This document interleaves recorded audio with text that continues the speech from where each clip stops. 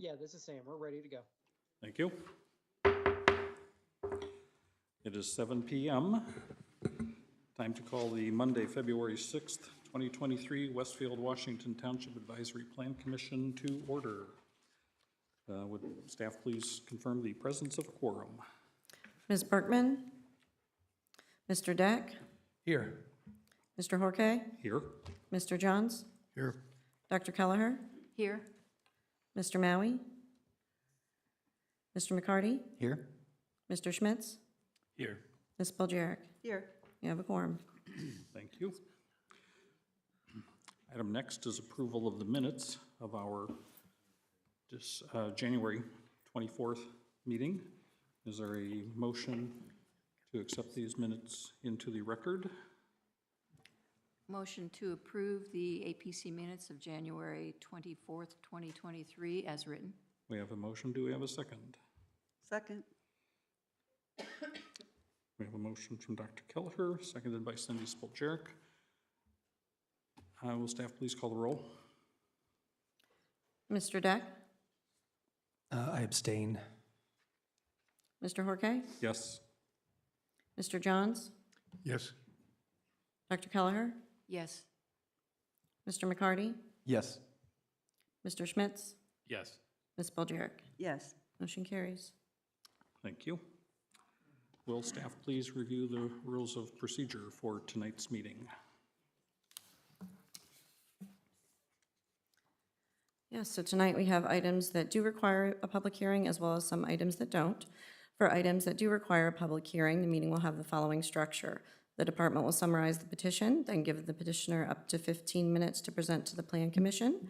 The president will open a public hearing. Individuals will be given 3 minutes to speak. Those representing a group will be given 5 minutes to speak.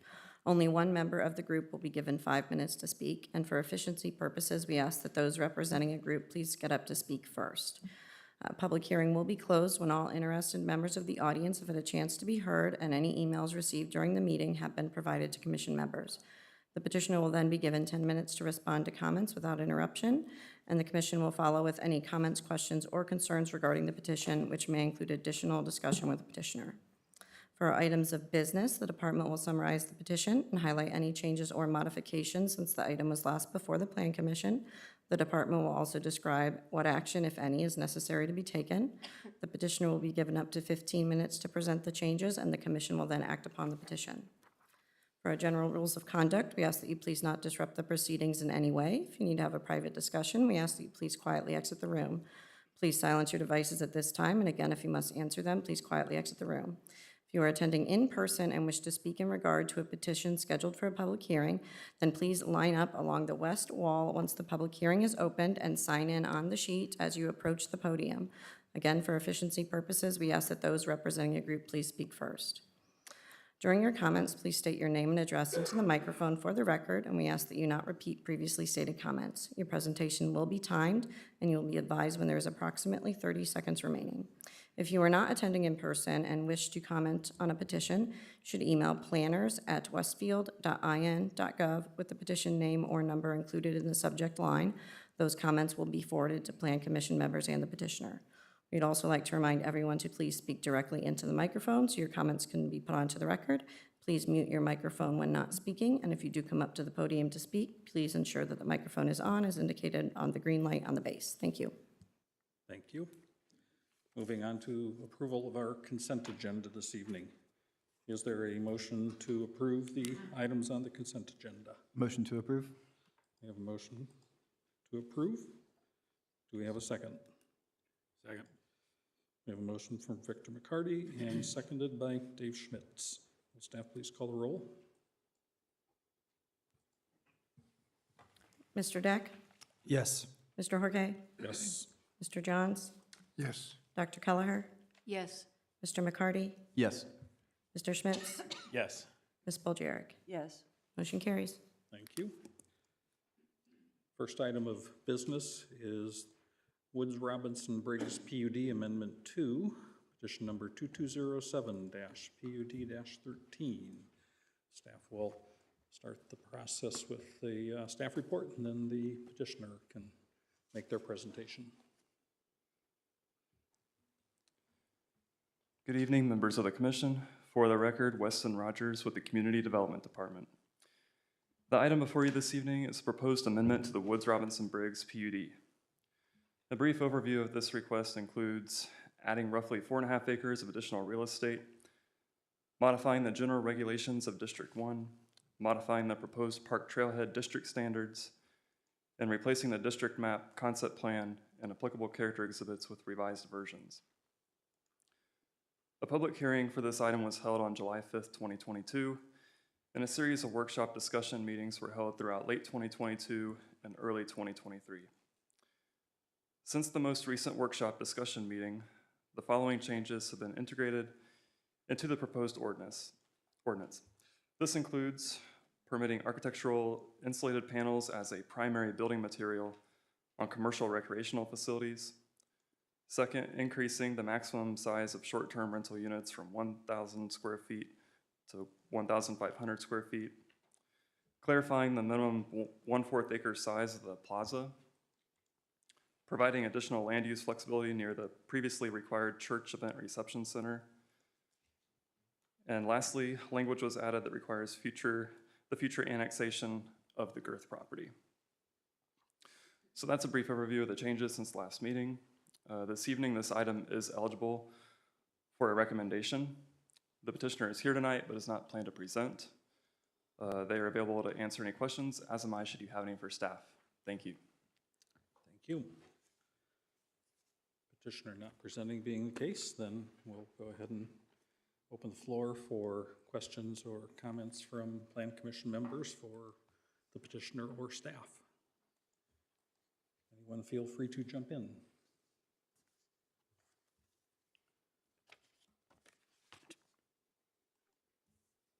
We're all waiting to speak at once.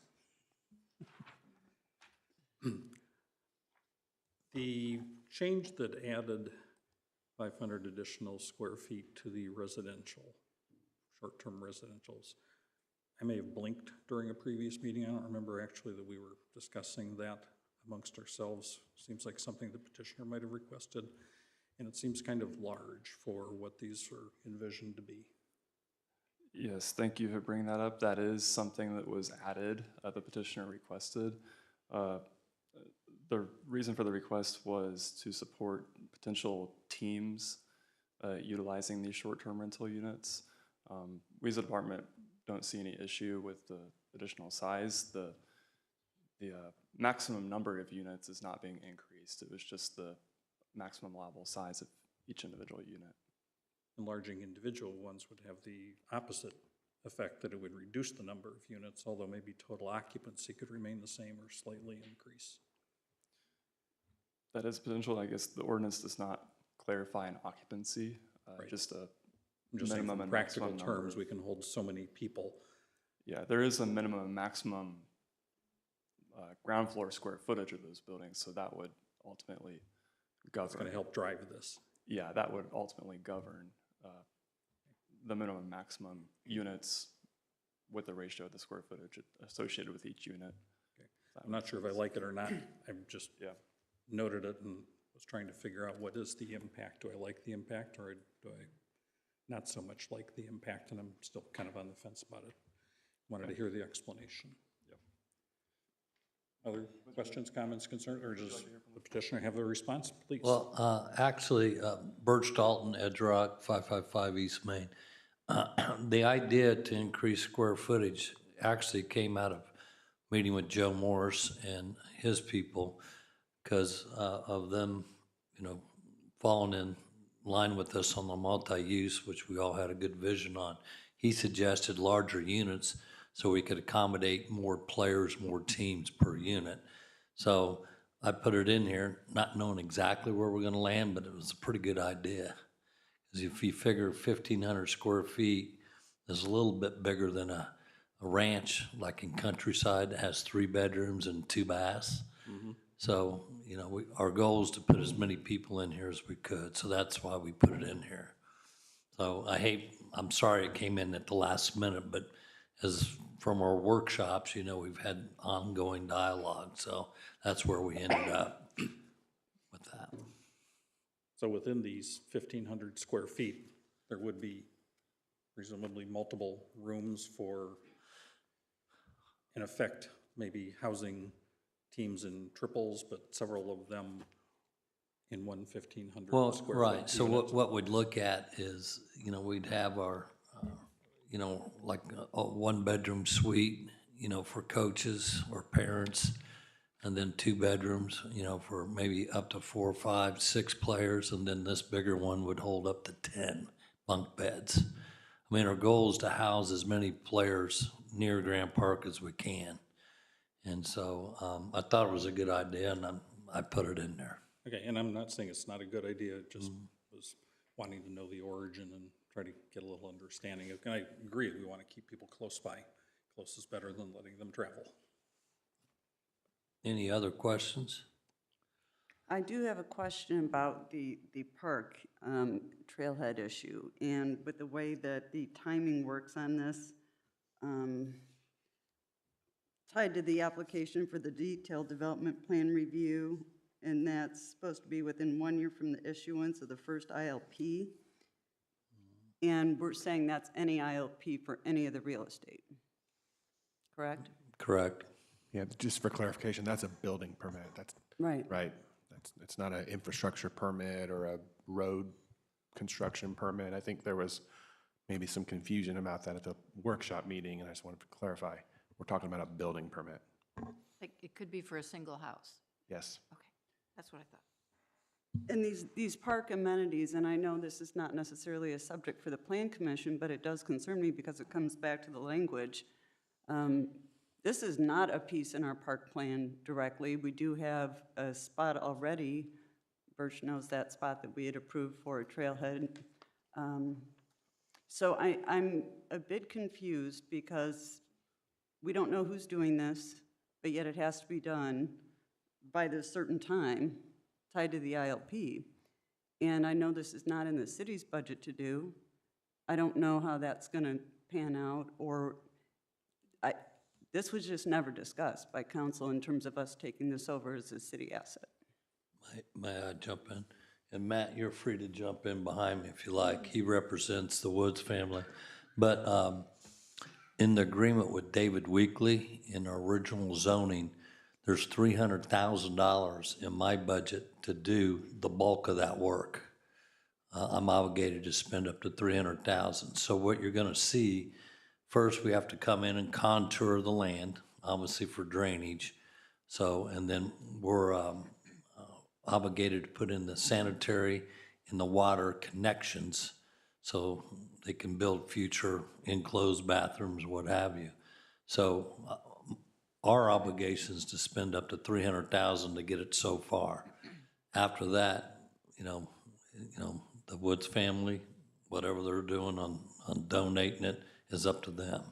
This very well could fall back on the developer to do this whole thing unless a different entity comes. I mean, with any other project that we'd see that includes this much residential, there would be a substantial cost to installing the amenities, and usually more than $300,000. I'm just being honest. I've done this for a while, and it's really hard for me because we haven't discussed taking this on as a city asset, and it's servicing.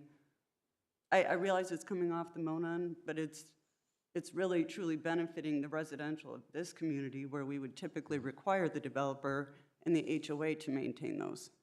So it's a sticky point right now for me because it's included in the ordinance that it's going to be done at a certain time, yet I've heard that you're not necessarily committed to doing that.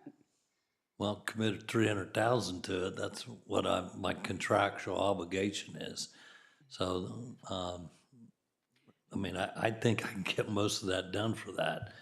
I mean, it's mostly, moving dirt, putting in crushed stone and so forth. There's no structures there other than Well, I mean, you're exercise tying station. it to your financial amount, which is not at all my concern, to tell you the truth. This is like a requirement in the PUD for you to continue development in this process. These amenities would have to be put in. Whether or not the city's paying for it or someone else, I mean, these would be required for you to continue the project. So if you say you're out after $300,000, then there's not going to be any more development until it is. done. Do you see what I'm saying? I don't disagree with what you're saying. I'm just telling you the facts on my side of it. And if that, you know, if a year after there, not everything's done, I mean, I'm sure that staff will bring it to somebody's attention. I mean, you know, I don't own the park. I mean, I don't know what else. I have never owned the park. I just committed to invest $300,000 into it to meet these guidelines. And, you know, with the best of my bids, I think we're fine. It's 5 acres and it's mostly contoured real estate. You know, I'm putting in a big pond next to it, which is outside the 300 grand. So I think we're gonna be pretty good shape.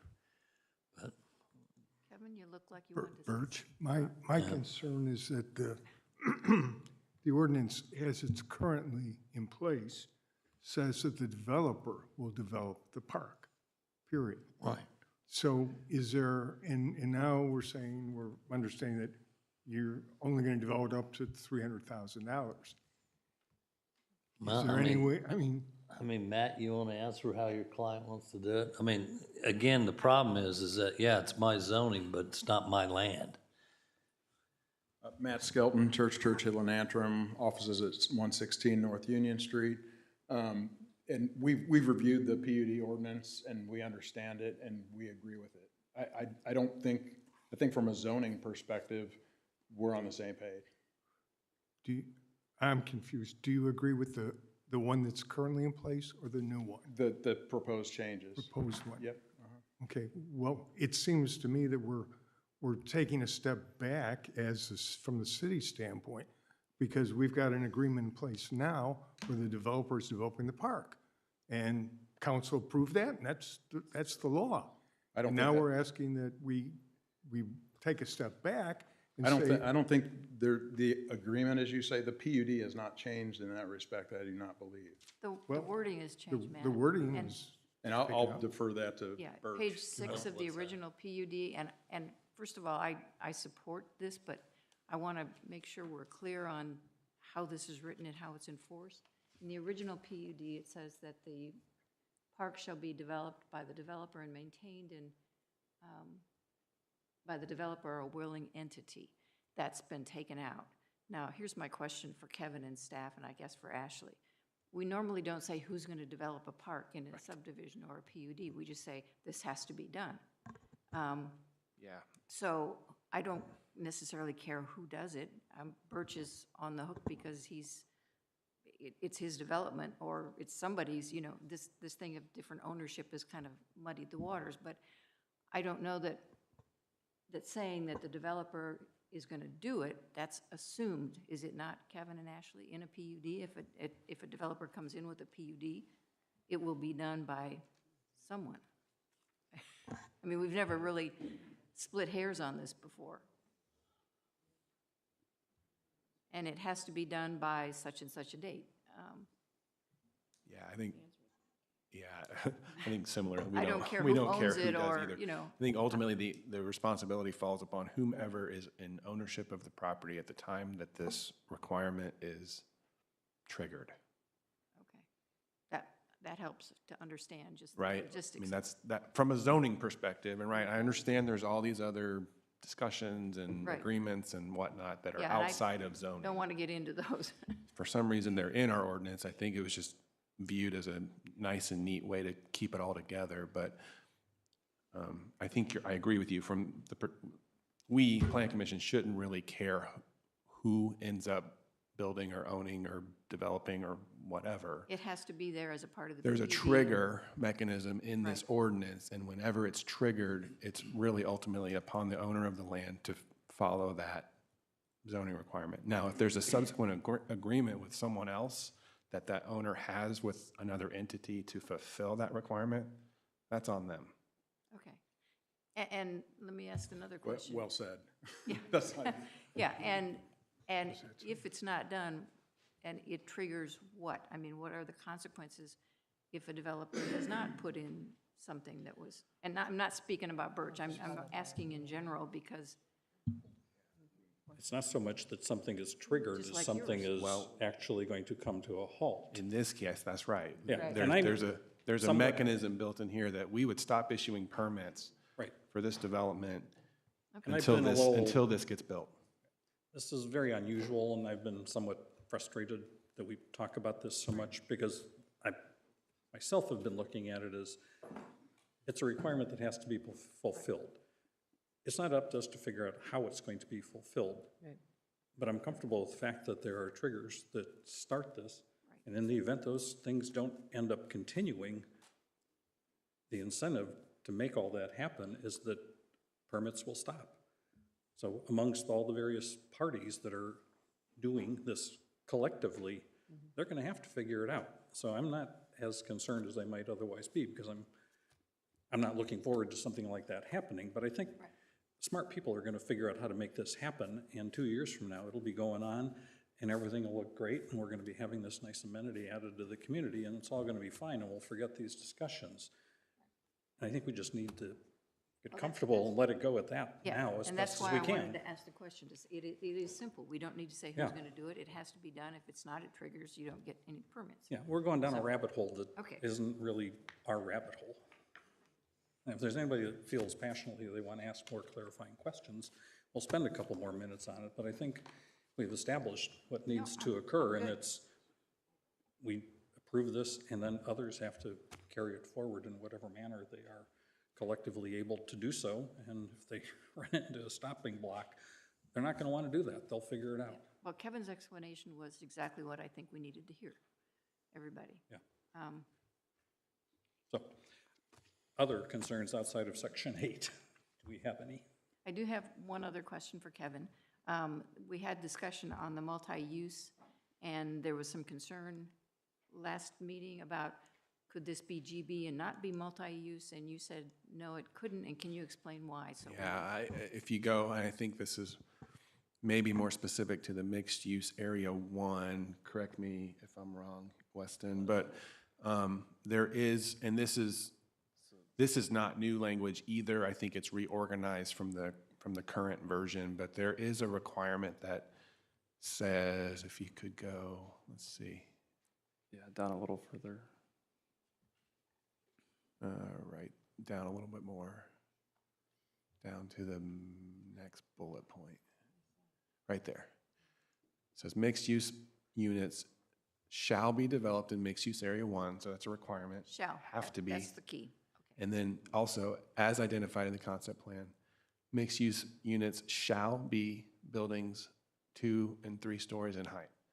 So, and I think that's, and this is where I'm going to rely on you, Wes. I think this is only specific to mixed-use area 1. Yeah, if you pull up the concept plan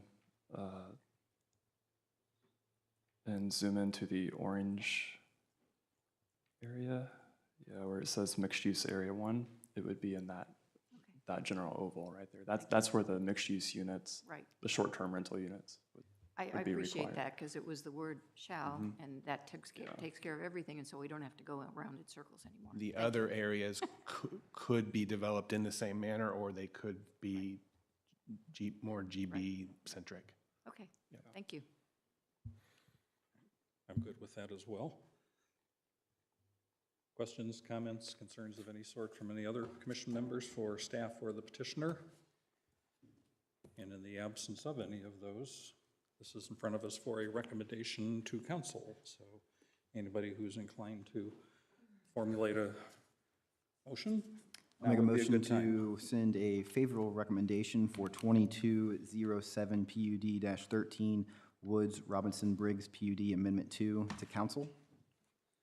Thank you. We have a motion. Do we have a second? Second. We have a second, enthusiastically, right? Immediately following. Very much so, yes. Yeah. Motion by Victor McCarty, seconded by Matt Deck. Will staff please call the roll? And this is to send a favorable recommendation to council. Mr. Deck? Yes. Mr. Horke? Yes. Mr. Johns? Yes. Dr. Kelleher? Yes, Mr. McCarty? Yes. Mr. Schmitz? Yes. Ms. Spillier? Yes. Motion carries. Thank you. Hey, Mr. President, may I make one last comment real quick? I want to say these work sessions that you guys planned for the last couple of months were very worthwhile. It was probably the best direct information feedback I've had in all the years of development. So I encourage you to continue them. And obviously, you see a continued item on Grand Millennium. It's going to be back in here pretty soon. And I really welcome the opportunity to have those work sessions again. But thank you for your vote tonight. Thank you. Certainly, they are still a very new feature in our process, but I think they're evolving into the way they were envisioned to function. So we'll see you for another one sometime in the future. Other item of business tonight is Grand Park Village PUD Amendment 5, petition 2301-PUD-02.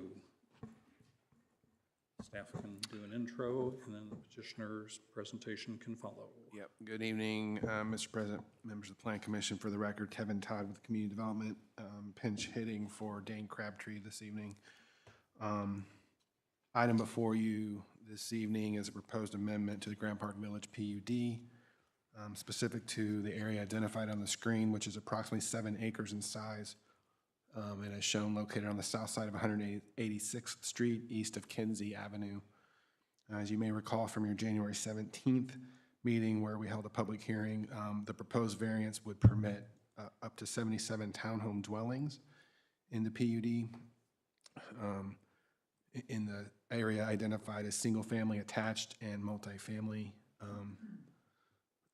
This area in the PUD defaults to our MF2 zoning district, and townhome dwellings are only permitted in our MF1 zoning district, so they're not currently permitted under the current underlying zoning, which really is the nature of the request this evening.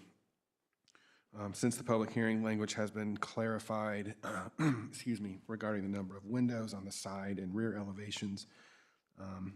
That's been modified, as well as language specifying the physical attributes of the courtyard amenities.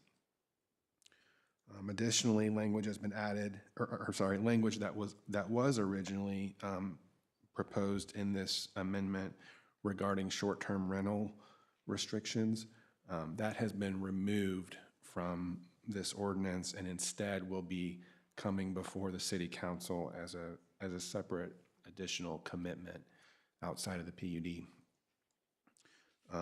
So this item is eligible for a recommendation this evening. With that, John Dobashewitz with Nelson and Frankenberger is here to give additional presentation and available for questions. Thanks. Thank you, Kevin. For the record, John Dobashewitz with Nelson and Frankenberger.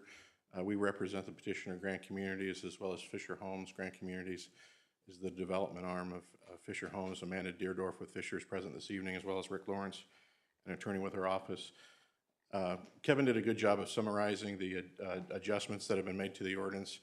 What we had resubmitted about 10 days ago incorporated the language that's now in a commitment in the body of the PUD ordinance. That was the language that was requested regarding rentals, which restricts short-term residential rentals, would prohibit those on the real estate, and that's in a commitment now rather than the ordinance. That's a form over substance issue. The only change was extracting that language from the PUD text and implementing it into a commitment. So we would request the Plan Commission's consideration this evening of its recommendation subject to that commitment that would then be forwarded onto the council. There were a couple items in addition to that the Plan Commission had requested consideration of, predominantly regarding adding additional specificity. This is the concept plan, which is unchanged, but regarding the 3 courtyard spaces that are outlined here in yellow, some additional language has been added to the ordinance to specify what happens within those spaces. And we took, because it's a little bit difficult, this is part of the landscape plan, which was part of your packet, but you have to go when you're on your computer and zoom in really big to find these locations. So this is the courtyard space that's adjacent to the dog park. If we go back to the site plan, here's the dog park, here's this first courtyard space. So that's that courtyard space there. It includes a fire pit with seating, another seating on a terrace at the other end of that courtyard space that are between the fronts of dwellings. So these dwellings will actually face each other. They don't face the street, they face the courtyard space. which is typical of the photograph that we included to show the idea that there's townhome dwellings that are facing a courtyard space. But we drilled down and provided specificity on the amenities that would be included within that area. The second courtyard space is to the west side of the development. This is the legal drain, which runs along the west side of the development. And the courtyard here would include seating that's identified here, as well as enhanced landscaping. Again, landscaping adjacent to the front of units that'll face out toward one another. And the last exhibit of those courtyard spaces is at the south end of the development. This is the area to the south where Beazer Homes is developing 2-family dwellings. The pond with adjacent seating, picnicking area, as well as an additional fire pit. So when we go back to the site plan, you can see how these different areas are dispersed throughout the site. They're just not aggregated in a single space. And I think the last slide we have to show you is just a blow up of that dog park. You'll see language in the text of the ordinance regarding amenities that talks about the materials of those areas, the number of different areas the dog park would be surrounded by, ornamental metal fence, have a bench within that space, and be landscaped consistent with the landscape plan we have on file, an excerpt of which is identified on this slide. If we go back to the overall concept plan, again, the dog park here, that first courtyard space, the second courtyard space, and then the third. These are all items that are in addition to our actual question. Our question was, we're asking for authorization from the Plan Commission and Council to develop the space with for sale fee simple townhomes rather than what's authorized today to do traditional or garden style apartments on the site location. So that's our question. All the background regarding amenities is things that in architecture, as well as windows and building materials, is all kind of layered in as part of that discussion that we heard from council members and Plan Commission members over time, and at the public hearing in January 17th when we had our public hearing, which brings us to today's meeting where we're seeking your recommendation on the ordinance as amended, including these enhancements. With that, I'll conclude. Be glad to address any questions you have, but just wanted to assure the Plan Commission there were no other changes to the documents we submitted that were posted prior to today, other than extracting that rent language and placing it in the commitment rather than having it in the body of the PUD. So the red line changed, but only to the extent that you don't see the rental language in a red line anymore, because the change was from what you originally saw in January till today. It's encapsulated in the commitment text. Thank you. Thank you. Commissioners, questions or comments for petitioner or staff? Oh, I guess I'll start off. I said it before and I'll say it again that my personal opinion, putting townhomes across from the pack, Grand Park, one of the most visited areas, not just in Westfield, Hamilton County, but in our region, I think that would be a terrible mistake. But at the same time, I feel bad and I'm sorry for Fisher Homes, because we had a Fisher townhome development in front of us last year, the Westfield Yard, that, in my opinion, I thought was, we gave it a favorable recommendation and I thought it was going to be approved, but then it ended up having to be withdrawn for whatever reason. So townhomes in a mainly residential area, that is what I thought made sense. I thought that was a smart decision. Townhomes across from, again, one of the most highly visited areas in our region, that's not a smart decision to me. I think that's an underutilization of land around Grand Park, whereas we could, again, I know I'm on my high horse with this, but whether it, speaking of another yard project, Yard and Fishers, or just other developments around Hamilton County where we've seen multi-use developments integrating apartments work. My fear here is if townhomes are built, 77 units, that still remains 242 units that need to be built within the residential component. Where is that going to be built? Is it going to be just rip the Band-Aid off, we're going to put 242 apartment units somewhere, and then the rest is going to be commercial? Or is it going to be another, say, amendment to the PUD later on where it's a trickle effect of another 70 here, another 100 here, then all of a sudden where's the commercial gonna go? So that is my thoughts here. I believe mixed use is the best use of land across from Grand Park, because then you're getting that residential aspect that is needed to support whatever local or national restaurant shops, et cetera, that would go in here. But I want solutions that not just work for the residents of Westfield, but work for our visitors of Westfield as well. That's all I have to say about that. Thank you. Thank you. Others?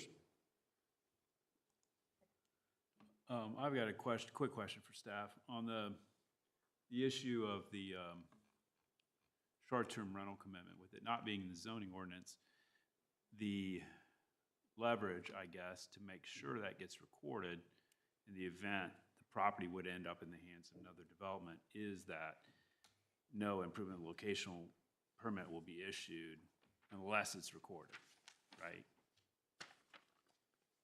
Because my thought initially was it would be both places, but I see mechanically it works if you take it out of the zoning ordinance, because no developer can proceed under the zoning unless they've recorded the commitment prior to getting a permit for the first house.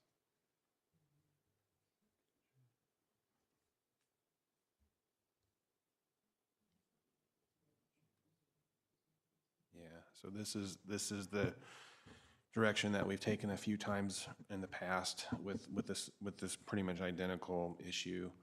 I think we are comfortable with this kind of provision in the PUD that gives us the ability to, well, the ability to not have to not issue permits. Right. In So the event that we don't mechanically, that's the way receive. you- Okay. I was just making sure. Yeah, Thank you. I mean, I think that's our mechanism for enforcement. Great. Thank you. I just have a question about clarification. Can we pull up the concept plan? I'm sorry, the general one for the whole area. I've got it on our slides if you need it. Is that, So if you go to our slides, near the bottom. Here, let me there, grab it. that's it, that's it. So, single-family attached and multifamily are all in that most western section. Yeah, in the area here that's kind of,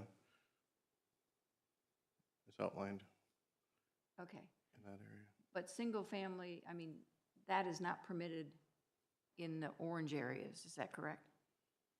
The way I'm looking at this, and I don't have the ordinance in front of me, but where it says general commercial, entertainment and general commercial, the yellow area, and then the three kind of rose-colored ones with orange Yeah. boxes. The Grand Park Village PUD allows basically every use everywhere. These are Ah, okay, labels, and they're, I guess, narratively described in the beginning of the PUD, but they're not actually set apart areas of development like you see in more modern PUDs. okay. Thank you. Way back then, we did not learn to reference general compliance with the concept plan.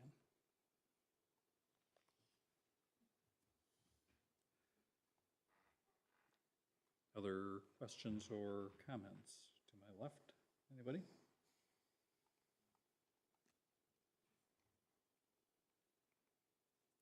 This is in front of us for a recommendation to council. Is there anybody that is ready to offer that recommendation?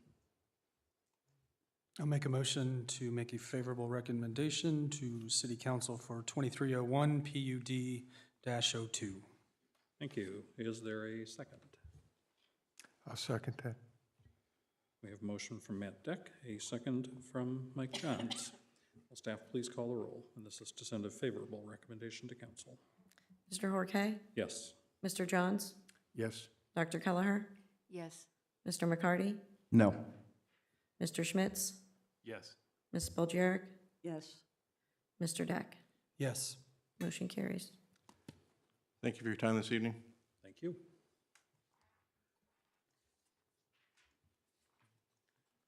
Closing my tabs. Moving on, we now have two public hearing items. Wheeler Landing PUD Amendment, petition 2212-PUD-20. Caleb can start the dialogue, and then the petitioner can present. Good evening, President, members of the Plan Commission. This item is an amendment to the Wheeler Landing PUD, specifically to include 2.34 acres into the PUD. The site is located approximately at the southwest corner of 186th Street in Kinsey. The amendment addresses adding the real estate into the PUD, as well as reducing the masonry standards. This item did have a neighborhood meeting on November 29th, 2022, and was scheduled for a public hearing on December 5th. However, this item was continued at the petitioner's request. This item is scheduled for a public hearing tonight, has been noticed and advertised. Staff has received several comments, which have been included as Exhibit 6 for this item. Russell Brown and other representatives with the Leo Brown Group plan on making a brief presentation. They are available for questions, as am I, should you have any for staff. Thank you. Thank you.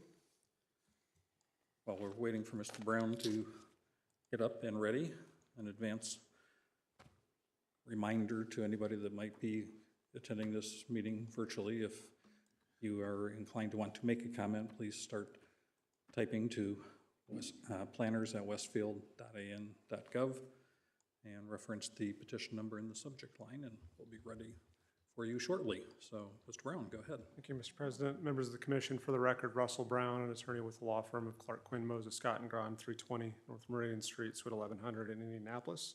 Also with me tonight, as mentioned, several members from Leo Brown, Bill Morton, Troy Birch, and Nathan Banker are all with me and can answer questions that I cannot. So we'll roll through, and happy to have them participate as needed.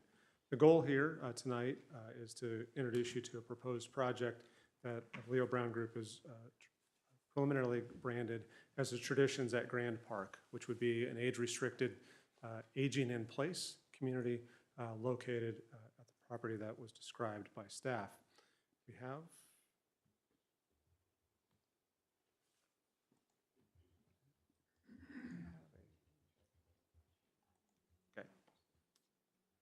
spent a lot of time on this, so I want to make sure that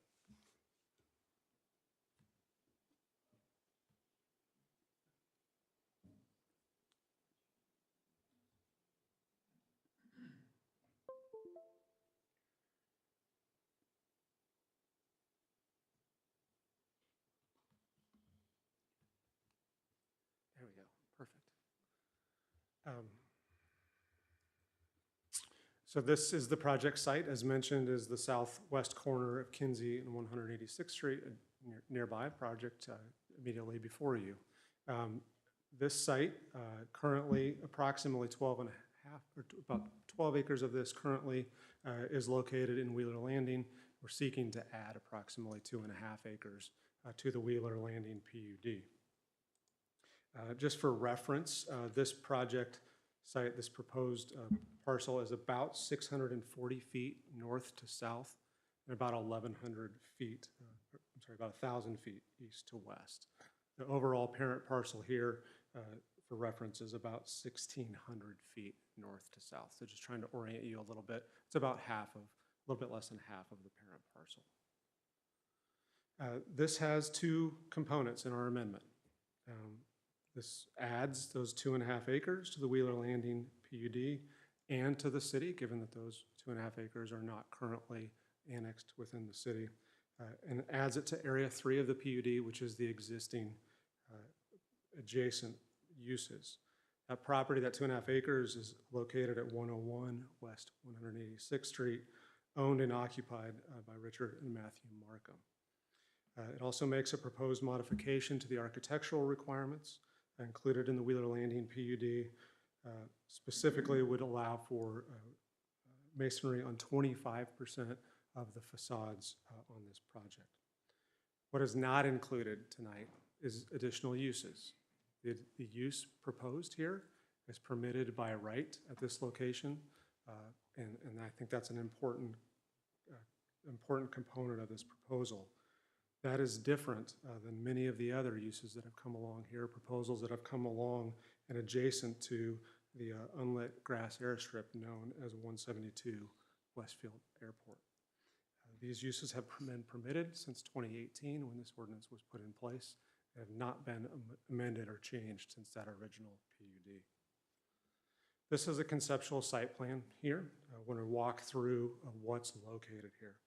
So the kind of magenta uses, those are single-story attached sixplexes. Those will be for rent. This is all age-restricted, all one single owner. You have in the middle here, you have a three-story building. I'm sorry, in the northeast corner, you have a three-story building, which will have components, and I'll walk through those various uses located within that three-story building. You have separately available for rent garages, and then you have kind of the amenity area, which is all internal to the site. So you have a clubhouse, you have kind of outdoor amenity areas, and then here on the eastern boundary, you have the retention locations. Those were specifically designed and placed in a way to be as far away from the existing Wheeling Airport as possible.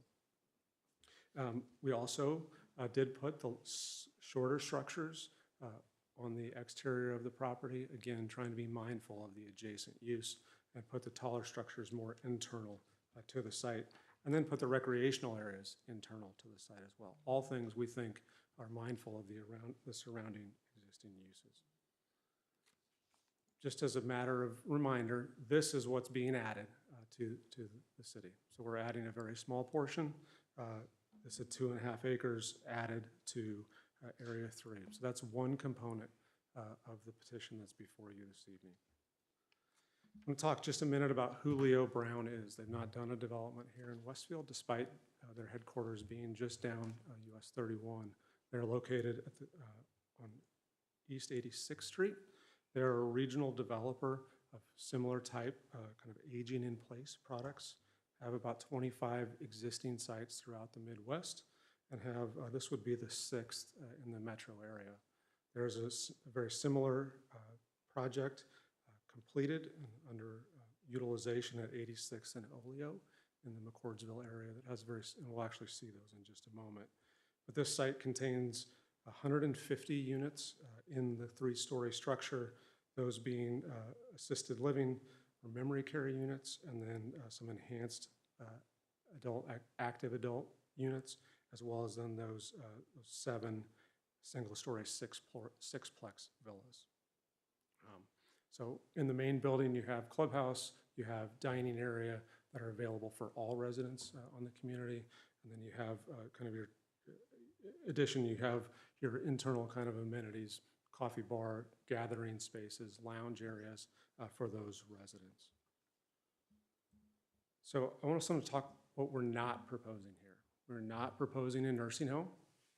We're not proposing a subsidized senior project. This is market rate, kind of aging in place. From a staffing perspective, this would have approximately 65 employees who would report to work here on a daily basis. Largest shift being your 6 a.m. to 2 p.m. shift, where about 34 individuals would report to work here. From a visitor perspective, they would expect between 10 and 15 visitors on a daily basis during the weekday, and then obviously more on the weekends. The typical assisted living resident is 85 plus and is a non-driver. The typical independent living resident is in the 80-year-old range. So it skews a little bit older, but again, not a nursing home, and is a market rate development. They have found that the majority of their future residents and their adult children, and by extension grandchildren and great-grandchildren, are nearby residents. So these are individuals who have ties to your community.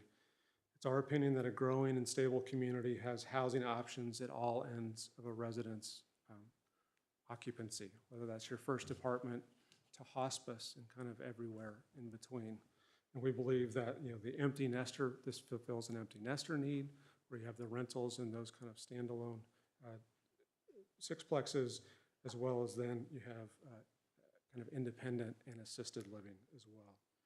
I know that there are some on the commission who would desire to see a more commercial or retail use at this location, But we do believe this does activate the corner. You think about people who would be coming to Grand Park, the opportunity for someone who might live here to see those that they are related to actually be there and engage in those activities at Grand Park. I think it does activate it.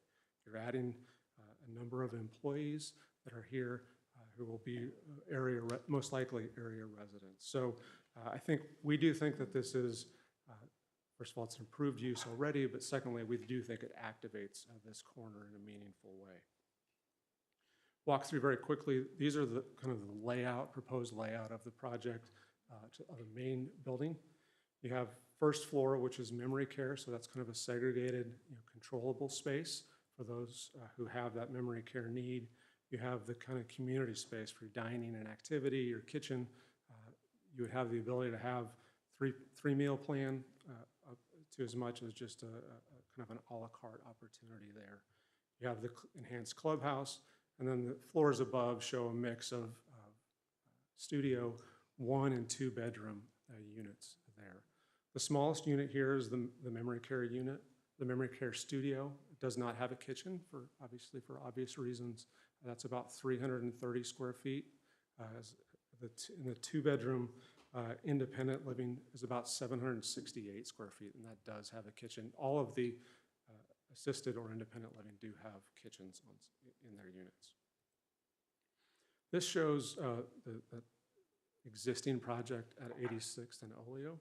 Shows what it looks like both from the right-of-way, kind of have pretty dramatic entrances, public entrances, and then kind of the courtyard space. So it shows kind of the desire to have facades that look residential, have varying roof lines, have some, what I believe is some architectural intrigue from a relatively large single structure. Also sees what it might look like from the right-of-way as you approach it on either Kinsey or 86th Street, 186th Street. This shows a proposed conceptual architecture for the 6 plexes. So you have attached, this does not have the kind of courtyard or that some of them would have, but shows what a front elevation might look like. Again, you have kind of a community feel, walking paths or sidewalks, landscaping internal to make sure that it does feel like a community. Those individuals residents who would live here do have access to the clubhouse and the meal plan as well. So despite the fact that they live in those kind of standalone buildings, they would have access to those amenities located in the main building. Those are approximately 1,400 square feet, 2 beds, 2 baths with a single car garage would be the minimum. So I will conclude here. I know there will be some folks here to provide public comment, but and we'll be prepared to respond to those after they come. But we do believe that this is a very narrow request, adding that limited acreage and making the adjustment as it relates to the architectural requirements. We do believe that this is in keeping with what other similarly situated or similarly nearby multifamily development in the area have as far as masonry requirement. So we believe this is in conformance with other nearby uses within the Wheeler Landing PUD. So with that, I'll reserve the rest of my comments kind of in rebuttal as we move forward through the public hearing. So. Thank you. Thank you. It is 7:53, and I will go ahead and open the public hearing first. We'll go through that, then have the petitioner response, and then have Plan Commissioner questions. So public hearing is now open at 7:54. See one volunteer coming forward. Reminder to virtual attendees, please email planners@westfield.in.gov. And at the completion of the in-person comments, we'll see if there are any emails.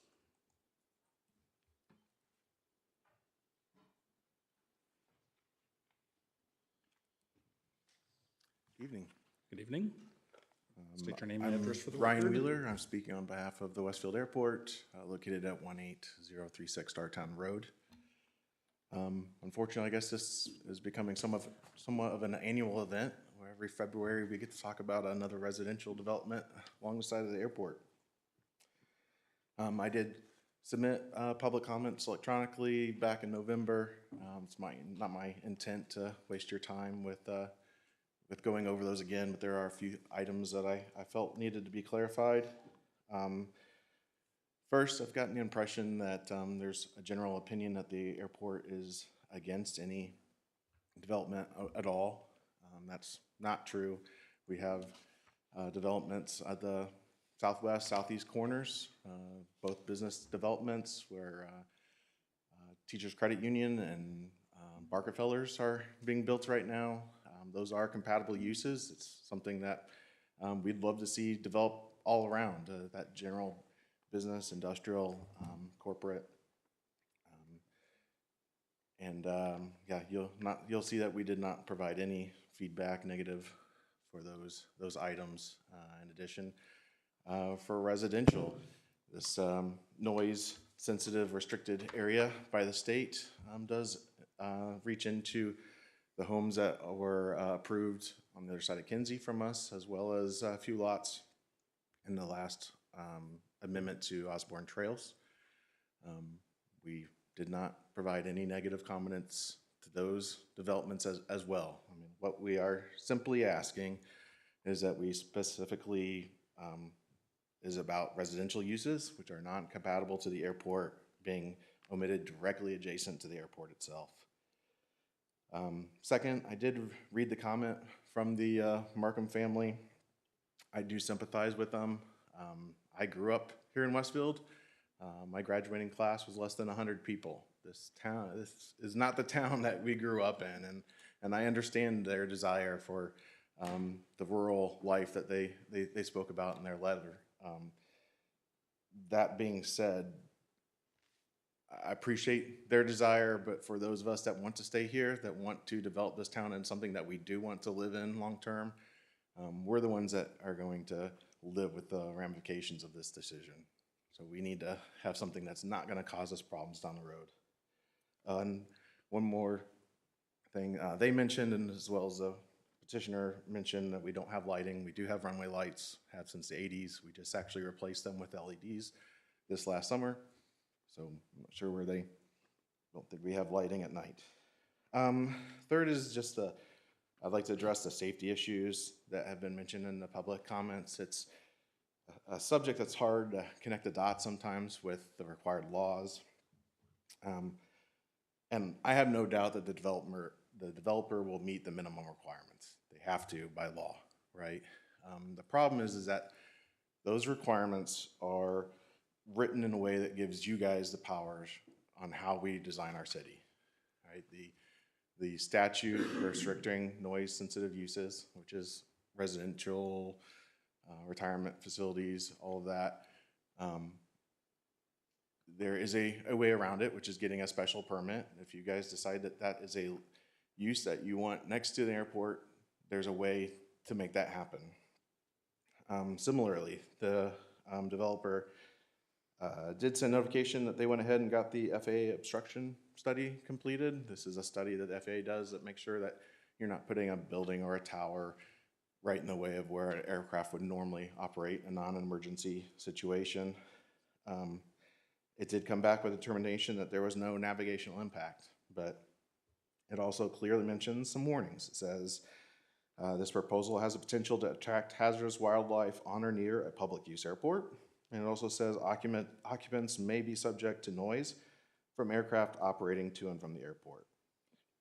Again, these are just warnings. The FAA simply provides a heads up, says that these things should be a concern.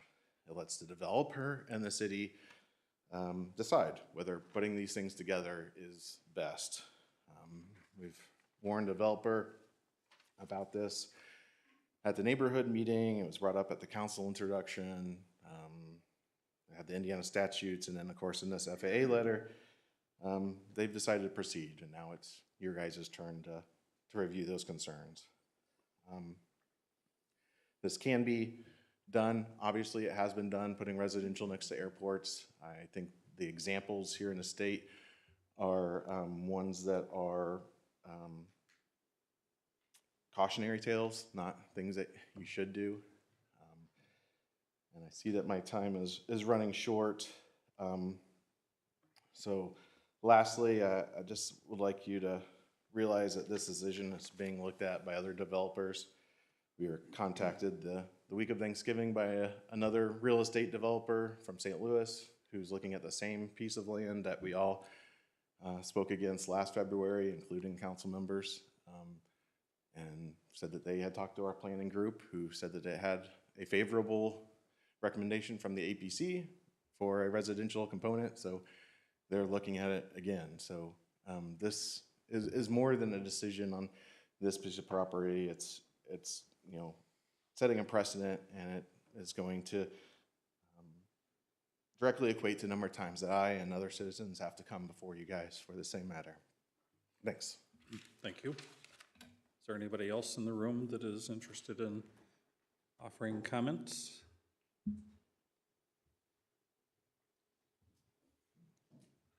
Is there anybody that has emailed us regarding this petition? No. All right, I've mentioned that several times now. So at 8:01, I will go ahead and close the public hearing. Would you like to address the comment, please? Absolutely. So I'll walk through to the airport's comment. We have continued this petition twice, and the reason for that not was because we're not prepared, but because we wanted to go through the process of going through the FAA determination of no hazard. So the petitioner has gone through that process. On the screen before you are, hopefully you can see there's red dots on all of those buildings, on all 10 of the structures. That has been determined or been submitted to the FAA to, at the highest point that's nearest to the runway, to determine whether or not that structure creates a navigation hazard. All 10 of those sites have come back with a determination that they do not create a navigation hazard. That's the start of a process. As mentioned, here's the statute. It's lots of fun reading. I've read it a lot over the last couple months. It's about 15 pages, but there is a permit process to go through when you want to add or construct a noise-sensitive use within 1,500 feet of the end of a runway. So we are about 350 feet, give or take, from the end of the runway to the proposed property line. That's approximately the difference. Not adjacent to it, so substantially different than the previous petition, we believe. We've also had our introductory call, our initial call with NDOT's aviation department, reviewed the site plan. Many of the things that they would recommend to us, we've already included. I talked about them in our case in chief, the location of the retention ponds away from the runway, the location of the small structures nearby the grass runway, the shortest structures there, the internal use of activity space. So those are all design features that we included from the get-go as part of this, given that I have been part of projects that have developed, residential projects that have developed at the ends of long paved runways where small jets, I don't know my jets as well as I may once have done, but where you have corporate jets that are hangared at those locations. I've done residential projects within very close proximity to the ends of those runways. So these were things we talked about when this petition came forward. So we've also give notification as required by statute to the airport of our intent to move forward here. So those are the starting points for the application for a noise-sensitive permit. A couple other points just quickly to talk through. We've heard a little bit of comments about the gateway to Grand Park, and I just wanted to make sure we oriented what was looking out of this property. So the lower picture here is kind of out of the center, out of the Markham's home. So you're looking at the athletic fields, then the intersection there shows the entry to the parking lot, some other relatively large structures. And again, point back to this aerial. I think it's important. I've already pointed out the differences between previous housing proposals, but we believe that those are very important. The request here is not adding a new use.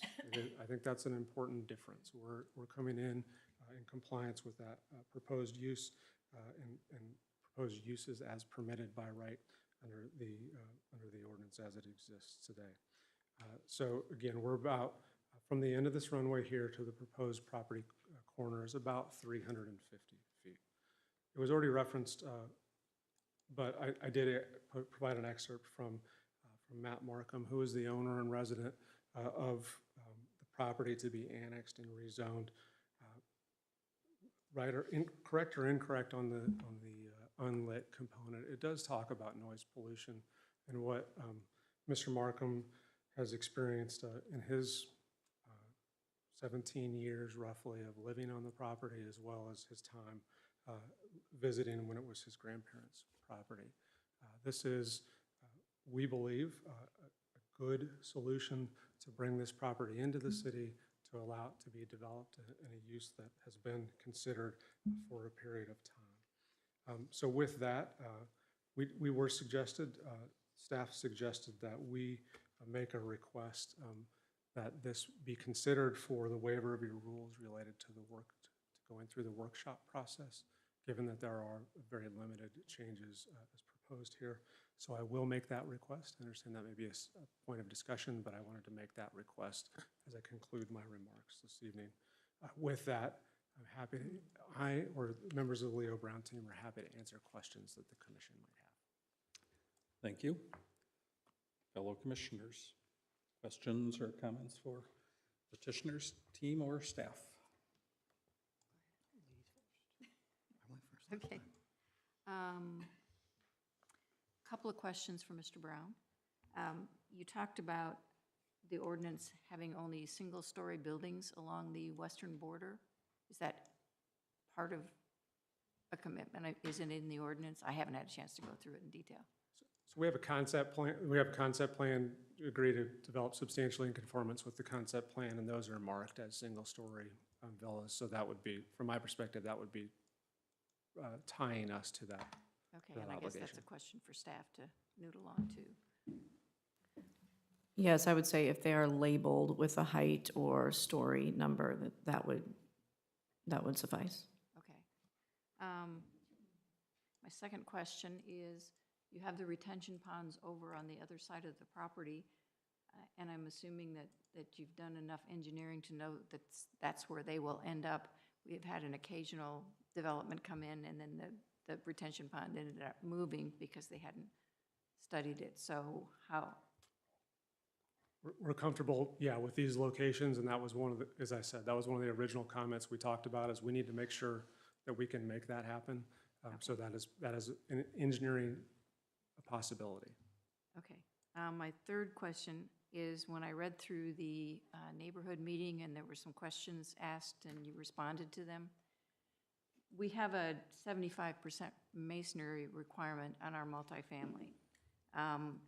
It appears from the comments that we don't often do that, which is a little bit bothersome to me, that we have a requirement that we really don't enforce very often.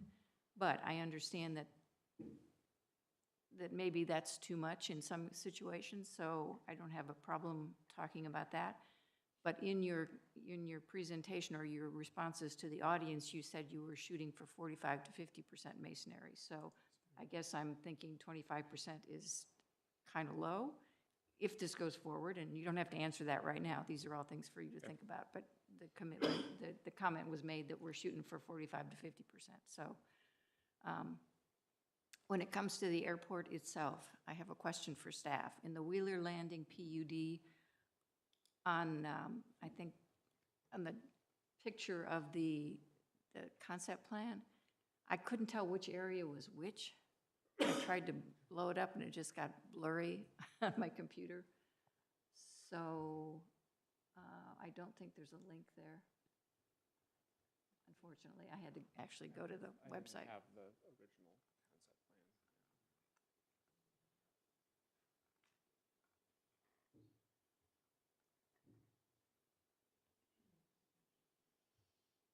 It's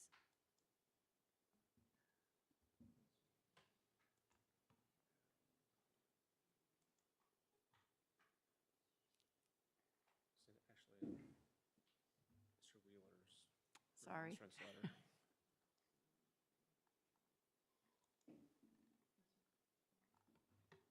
The keyboard.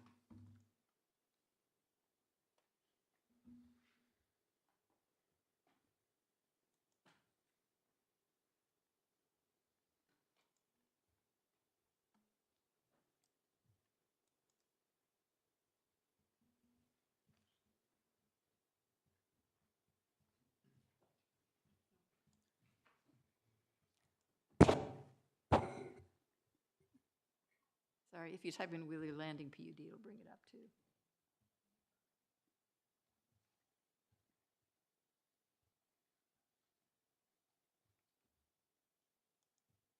There you go.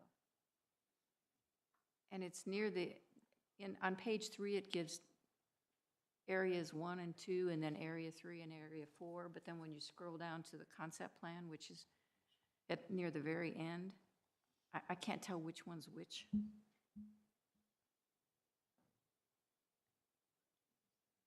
There you go. Okay. So The I have orange, permit. so the orangish color? Yeah, the orange color is area 3. It's area 3, okay. So when I go back to the ordinance then, talks about area 3, gasoline service, following uses shall be permitted in area 1 and 3, is that the dwelling, multifamily, assisted living facility, nursing home, is that where, am I correct on that, Mr. Brown? Yeah, those are additions, so it's GB plus those uses. So yes, those are additional permitted uses in area 3. Okay. Jenny, and then in 6.4, it talks about in Area 3, the multifamily residential standard. Right, I just wanted to, Mr. Brown said that this was a permitted use, and I was trying to go back to the original ordinance and determine that, because I couldn't pull it up on my computer and get the thing big enough to see. Okay. Those are my only questions. I'll let somebody else.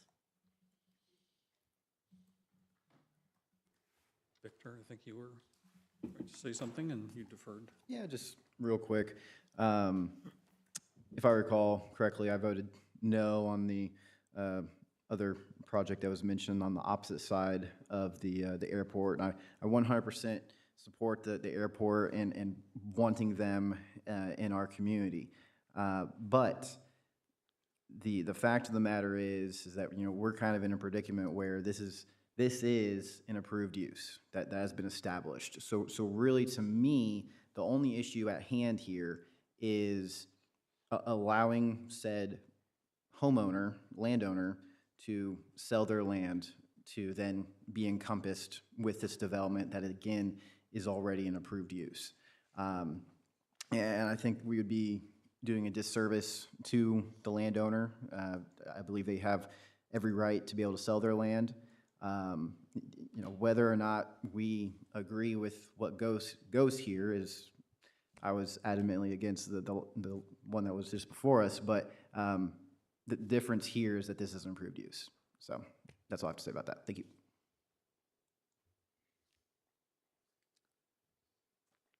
Any other questions or comments? I have a few. Going Please. back to the original Wheeler and looking at the multifamily residential, you know, there is this limit on the maximum number. I don't think we're anywhere near that. I don't know how much we built in that PUD. But anyway, wondering, the maximum dwelling units per structure is 100. How many is in that main building? Do you know, Russell? Yeah, let me find my notes. And Caleb confirmed that there are still over 200 units available for building within this PUD. Okay. So there are 150 in that, but those are not multifamily units. So those are assisted living, which is a separate. So multifamily, those are not multifamily units. That's, from our perspective, that's the difference. And I didn't know how we as a city treat that when they're in a situation like that. Now, if it's an assisted living building, then it's not counted as multifamily. That's a separate use category. So how does that work then with the independent living, and this is all for rent?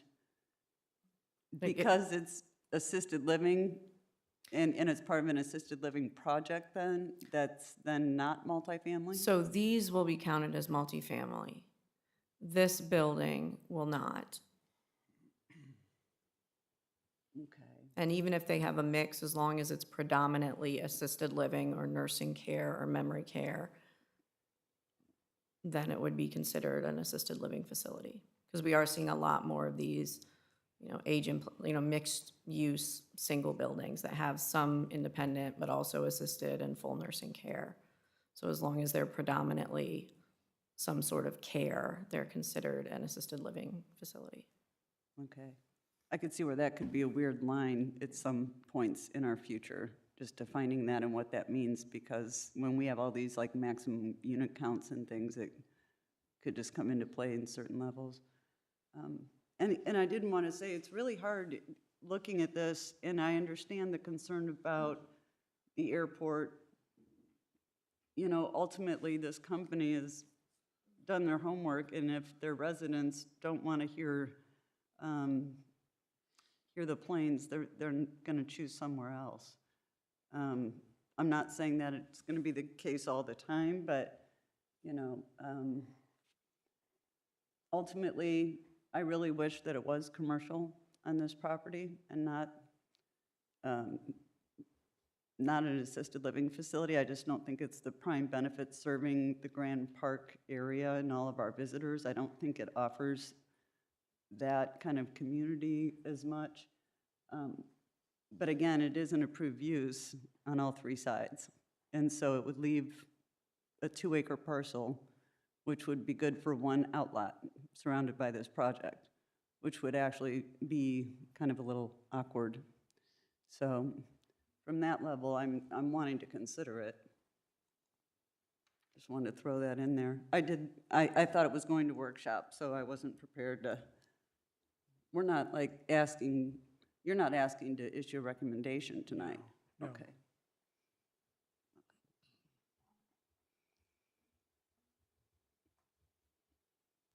Other questions and comments? Anybody to my left? I just want to jump in again. Back here? Sure. Please. My initial comments were simply about the details of the project itself. I would prefer that this were not residential of any sort because it's next to a runway. And no matter how much everybody does their homework, there are going to be complaints and issues. And we aren't building new airports.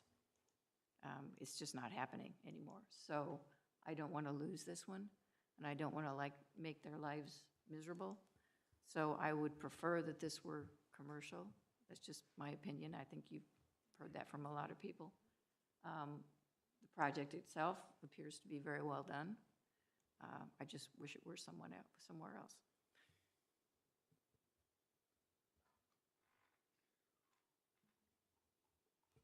I would concur and agree with Dr. Kelleher.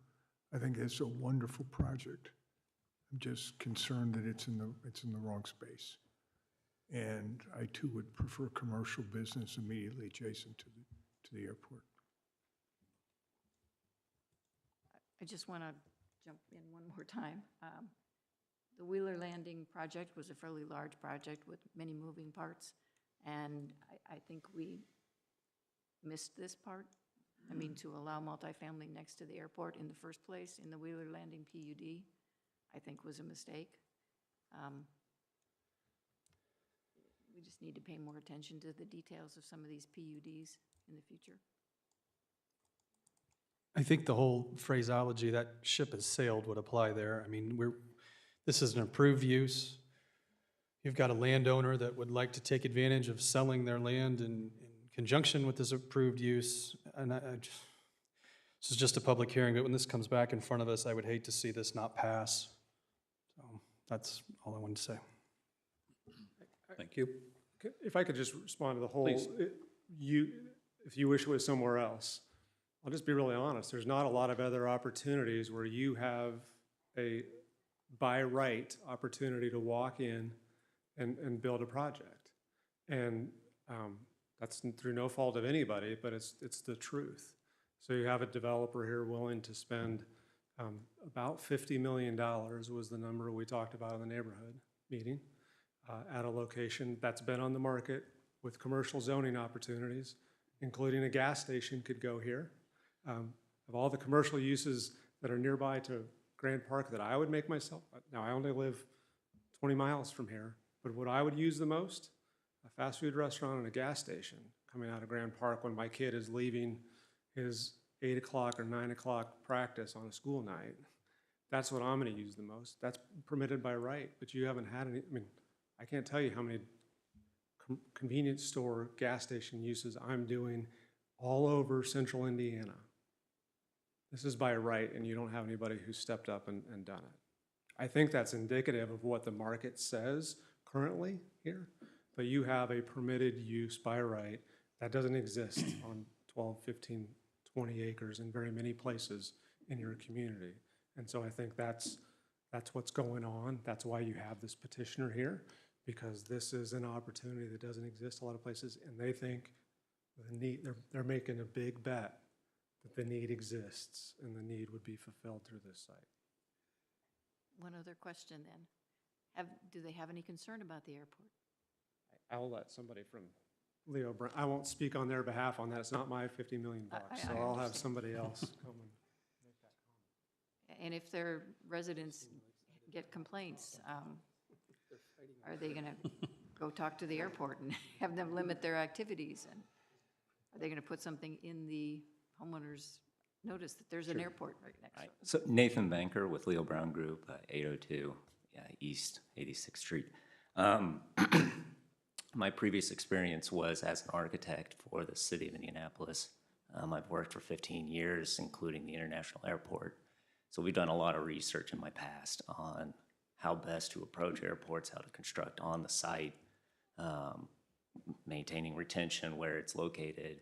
The hope could be that it could be detention or some other form of non-wildlife water preservation. But the real hope is that we can use this site as an amenity for our residents, looking at how to contain our portion of the site.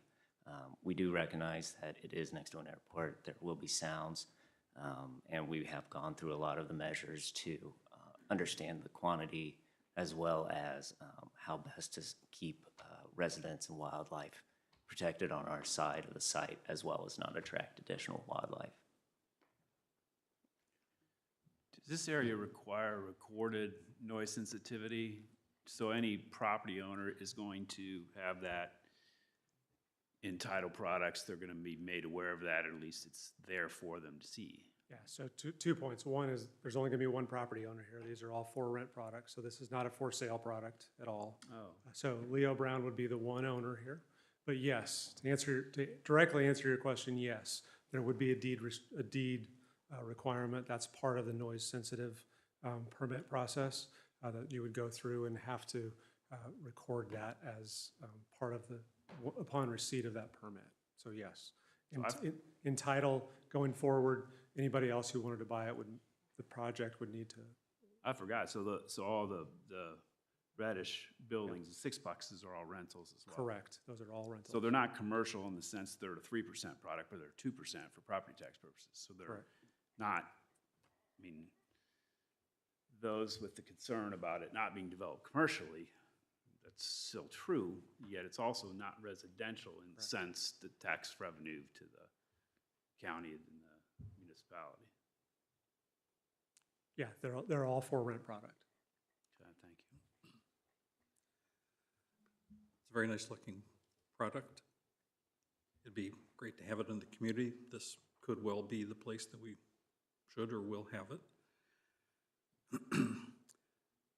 I think the site issues are probably not going to crop up because I like to look at maps while I'm sitting up here. And one of them I have up frequently is the contour lines on the GIS, and it falls 10 feet from northwest to southeast. So the water is going to want to go southeast. So you probably will be able to get it to go there.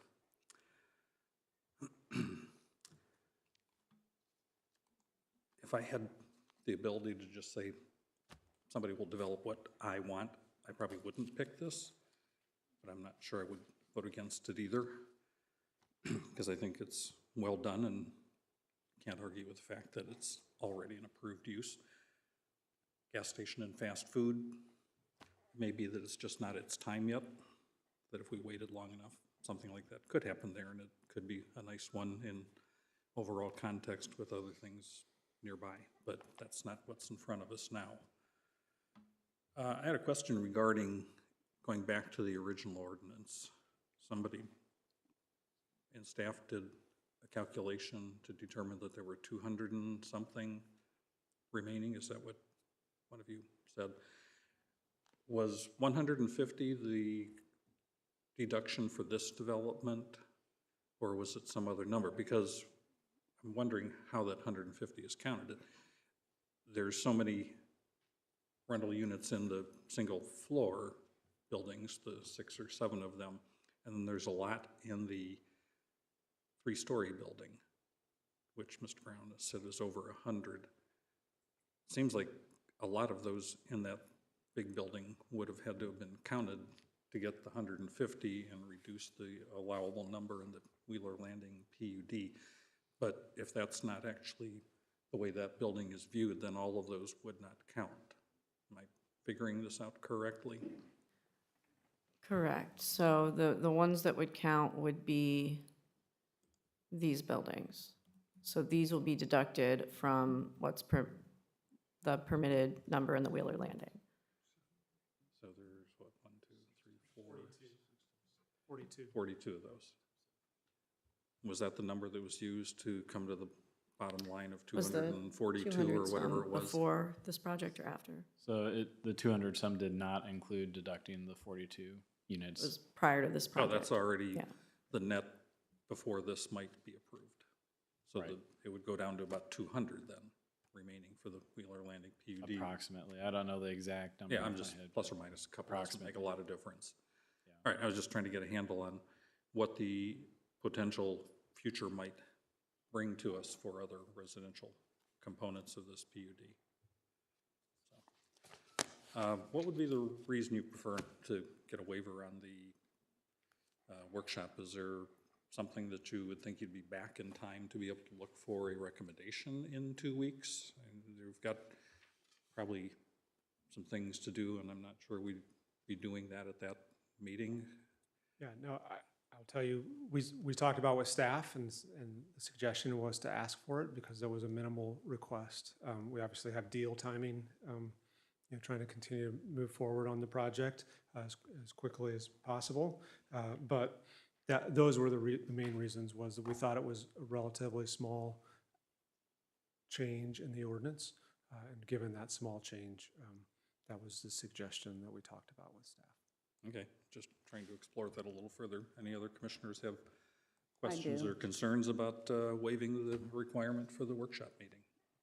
Well, I just have one more question about Sure, the okay. architecture masonry, and then I'll probably be done with my questions in their entirety. In the language, you say you want this waiver to apply, it says require a minimum of 25%. Of course, and then this moves on me, sorry. Percent masonry materials on a building facade. Is that one building facade? Is that all building facades? I was trying to mimic the language of the ordinance as it relates to how the multifamily language is spelled. So I was trying to simply mimic what the UDO's requirements are as it relates to masonry. Yeah, and I think that this clarifies that it's per facade, not a cumulative amongst all the facades. So 25% per facade must be masonry. But then it's not really required on all 4 sides, is it? Yes. Yeah, All- I thought it was. Each facade, yeah. Yeah, that's not modified by this. That requirement exists in the Wheeler PUD, so that wouldn't be modified by this language. I think when we were talking about this PUD and its requirements, I don't remember ever discussing like architecture for something like this and how that fits in. The architecture, there are some samples, if you look in some of these. There's architectural character imagery, Exhibit C. And again, therefore, I think, you know, bigger buildings, which might apply to something like that main building, but not to something like these sixplexes. So I'm just kind of confused about what we're actually going to see. You didn't include elevations, so I'm just not understanding what we're going to see, and it's pretty important visually, given that it's right across from Grand Park. Two points. We didn't include conceptual architectural renderings because frankly, wanted to take the temperature of where we were at. I mean, it's a suggestion that we talked about is that where are we at before we spend those funds to do that? And secondly, I think we, as a development team, understand the importance of being at 186th and Kinsey and where the location is. And I think those, I mean, I think I have no permission from the client, but obviously we showed you visuals of what existing projects look like. I think that's the intent, is something along those lines. Yeah, I think it's on. So that shows you, kind of the exterior view. That would be the right of way, could be the right of way view. And then you have a courtyard view in the upper right, and then you have the kind of the main entrance, which would be south facing here. But that's the type of, I don't know that that's close enough or enough detail for staff to try to interpret it at a later date, but that's the spirit and intent of what we would be pursuing at this location. I'm just kind of wondering what standard applies, and it's more a question for staff, in terms of the main building, with that being the multi-use. I mean, you got living, but that's like the commercial use as opposed to the residential, if you will. So then what standard applies if it's not multifamily for architecture? It's the business standards, which would be the 32 overlay. It would, okay. Just interesting, because it's all got to play together in the same project, so I'm just trying to figure out how that works, but, okay. 32 overlay obviously has your four-sided architecture requirements, has your masonry requirements, so I think that provides some of the concern you were just expressing, that we're not getting 25% on one facade and done for the whole. But that's where, I'm almost wondering if you're going to need some changes to accommodate, just because, those 32 standards were not developed for a residential-looking building, is what they just weren't. They were meant for employment-generating business uses, so.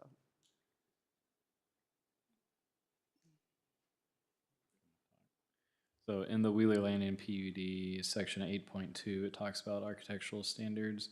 The first line specifically says 6.3 of the UDO applies to multifamily dwellings. And then further along in the section, it says that architectural design requirements of the 32 overlay shall apply to all other uses in the district. So it distinguishes between uses in that architectural standard. So that's how we would determine between the sixplexes being multifamily standards of 6.3 apply to that. The other uses on the property, the 3-story building, would be under the 32 overlay architectural standards.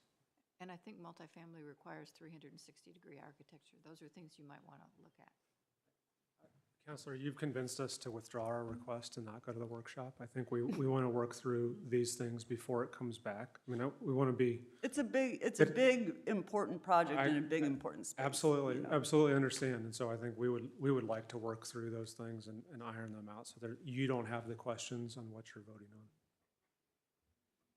Okay, so we'll have a workshop meeting. I wasn't trying to No, convince you not to. No, I think it's a. Sorry, Bob. I did have a concern, like this could happen. It's a very legitimate use of that mechanism, so we'll be happy to work through it. All right, before we wrap this up for the evening, any last questions or comments from anyone? Nope. We'll see you at an upcoming workshop. Thank you. So that completes our, oh wait, what am I saying? We have another public hearing here. I'm trying to get too excited here. We have one more public hearing. Let me close some tabs here so I can get the right stuff in front of me. Westfield Washington Schools PUD, edition 2301-PUD-01. And once again, another reminder for anybody that might be attending virtually, once we open a public hearing, we'll hear from anybody present in City Hall. And then we'll check for emails that may arrive between now and then. And if there aren't any, we'll close the public hearing. But email us to planners@westfield.in.gov and include the petition number in the subject line. So we can proceed with Lauren's staff report and then anything from the petitioner. Thank you, Mr. President. For the record, Lauren Gillingham with the Community Development Department. The item before you tonight is the Westfield Washington Schools PUD, located on approximately 96.5 acres at the northeast corner of Centennial Road and State Road 32 on the screen. This is a change of zoning request to permit the future development of school facilities on the site. This item requires a public hearing, has been properly noticed and advertised, and staff has received one public comment, which is attached as a corresponding exhibit. The petitioner held a public meeting, a neighborhood meeting on January 23rd. A synopsis has also been provided as an exhibit. Matt Skelton of Church, Hiddle, and Antrim, as well as Brian Tomamichael with the Westfield Washington Schools, are here tonight to present details of the project. They are able to answer any of your questions, and Brian and I are also available should you have any questions for staff. Thank you. Thank you. Mr. Skelton. Good evening, members of the Plan Commission. For your record, Matt Skelton with Church, Hiddle, and Antrim with offices at 116 North Union Street here in Westfield. As Lauren mentioned, Brian Tomamichael is with me this evening. Also, School Board Representative Rebecca Ogle is here this evening as well. We're here this evening for our public hearing for the proposed PUD project. The school intends to use the property for school purposes, specifically school facilities, most immediately a middle school. It would be likely there is enough room, and we have cited it for an additional elementary, although that decision has not been fully reached yet. The site is approximately 96.5 acres in size. As you will recall, the land that is involved in this petition is the entire north half of what was or what is the Town Road Crossing PUD, and I think the staff actually has a image of that for your recollection.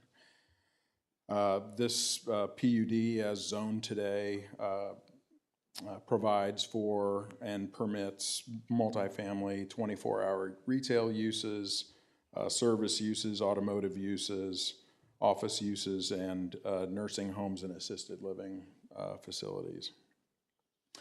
These are standards that, did you put that up? So please. There you go. The PUD that is on the books today does not, like conventional PUD, default to modern UDO standards. It totally replaces and supplants the existing zoning on the, or the UDO, sorry. And so this would basically take the whole north half, everything north of 32, and replace it with this proposed PUD ordinance.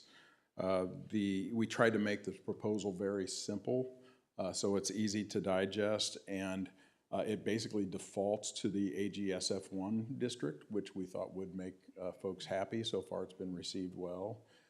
In the event that something other than a school would ever to end up here, that of course is not the school's intention. But in the event the school use is built on the site, there are accommodations built into the PUD that would allow the school facilities to be constructed. Any non-school, non-public school uses that would ever occur on this property would default to your basic AGSF1 standards the way it was zoned before it was zoned Town Road Crossing PUD. So with that, I'll close. I think at our neighbor meeting, we had several folks come to our meeting. We were able to answer most of their questions, I think. The resounding and most iterated questions all had to do with traffic. the route of it, what do we do with it during construction, and what happens after construction. And I don't know that I have all the answers, but we know the questions. We explained that those types of issues tend to get wrestled to the ground when you get a little farther along in your planning process, at least after you've gotten your civil design work at least started. We promised to communicate with the Department of Transportation, NDOT, to see if they would accommodate an additional point of access on 32, although having been through that drill many times before, we're not optimistic and do not believe that is likely. We will be dedicating right-of-way along Centennial Road and the possible future extension route of Town Road. So the city has options as far as what kinds of roads get constructed in this area. But as written, we will be eventually going through a platting process where these traffic issues typically get addressed when you go through more of a detailed development plan step. We talk with the Public Works Department about construction access points, how we're going to access the site, the route of construction traffic, what happens after the construction traffic's done, how do the roads get mended and replaced, and then as far as like traffic safety after the school facilities are in operation. That's not a new drill for the schools. As you know, they're in the business of providing safe places for people to get into and out of, and they have taken any measures needed in order to make sure that that can be done safely. So that's not a new exercise. So we look forward to working with the city as we move through this process, and we would appreciate and happy to respond to any comments or questions you have either now or after the hearing. Thank you. Thank you. Item does require a public hearing. It is now, what is that, 8:42, and I will open the public hearing. Are there any people in City Hall wanting to discuss? I see 2 volunteers. Quickly sign in and then state your name and address for the record.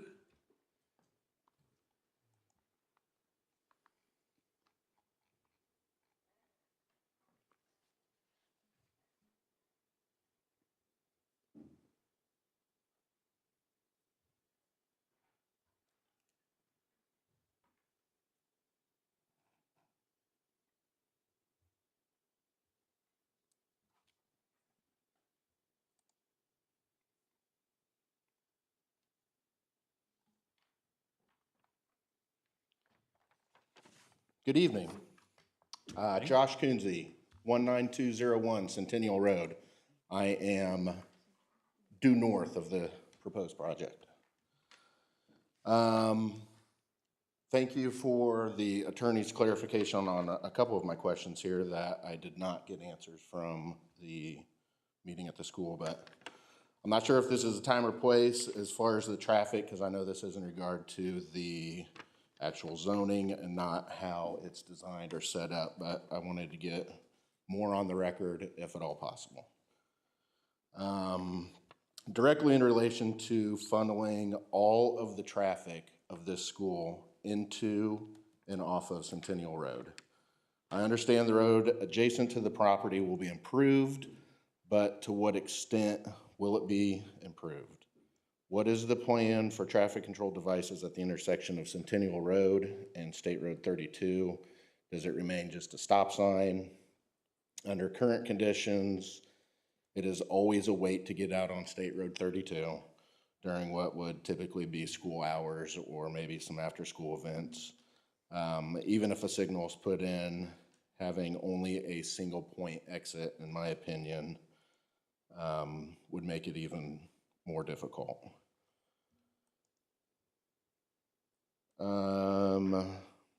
Having an entrance directly onto State Road 32 seems imperative and gives this complex, as it could intentionally be, an identity and a primary entrance that can serve both schools, even if the only is only a potential at this point. At the last meeting, it was mentioned that NDOT may not even give us an entrance, which the attorney just clarified that he would, or they are potentially seeking to make that request. However, as that previous plan shows that was approved, it would seem that they did at least consider it for that, which I don't know if that's still in place or not. So that was that. The main entrance could serve as a main point of access with a dedicated signal that would maximize the flow of traffic into and out of the campus. If properly configured, the signal could also just sit green for east-west movement when no vehicles are actively leaving the property. This would lower the stops drivers would actually have to make traveling on State Road 32, because we all know we don't like stopping. This would allow Centennial Road and the potential Town Road, which is on the east side of the project, to be secondary access points and not primary access points, limiting the amount of traffic that would inevitably head north, even though they don't need to. And what I mean by that is if Centennial Road is the only access point for this school under high-load event situations and parent pickups and drop-offs, when the backups are heading south, drivers will head north on Centennial Road to avoid it. Additionally, what about the buses? Will the directive be for them to only head south to 32 to go back to the bus barn? This obviously makes the most sense today as it's on Ditch Road south of 32, but what about when it moves to Casey Road north of 186? Will all of these buses be funneled north down a lane and a half chip and seal road? What is the city's plan to overcome the potential traffic deficiencies? Is there a plan in process now? Is the city working with the county regarding the section north of the tree line? These are all items that need addressed before the first bus pulls in and drops off kids. I think I speak for most, if not all of my neighbors, when I say we all moved to the area we did to avoid all of the traffic and enjoy quiet country living. We take quiet family walks and my kids ride their bikes along our quiet country road that sees minimal traffic, mainly just our neighbors coming to and from work. Unless the city and schools actively try and fight for a better entrance that can serve the complex accordingly, a constant funnel of traffic will head north to avoid backup and go speeding along our road to make up for the time of the detour. It would also make a road that is currently not a thoroughfare, a new thoroughfare, serving everyone to the north, Chatham Hills. Everyone's going to be running up and down that road, and it is literally a lane and a half chip and seal. Thank you. Thank you.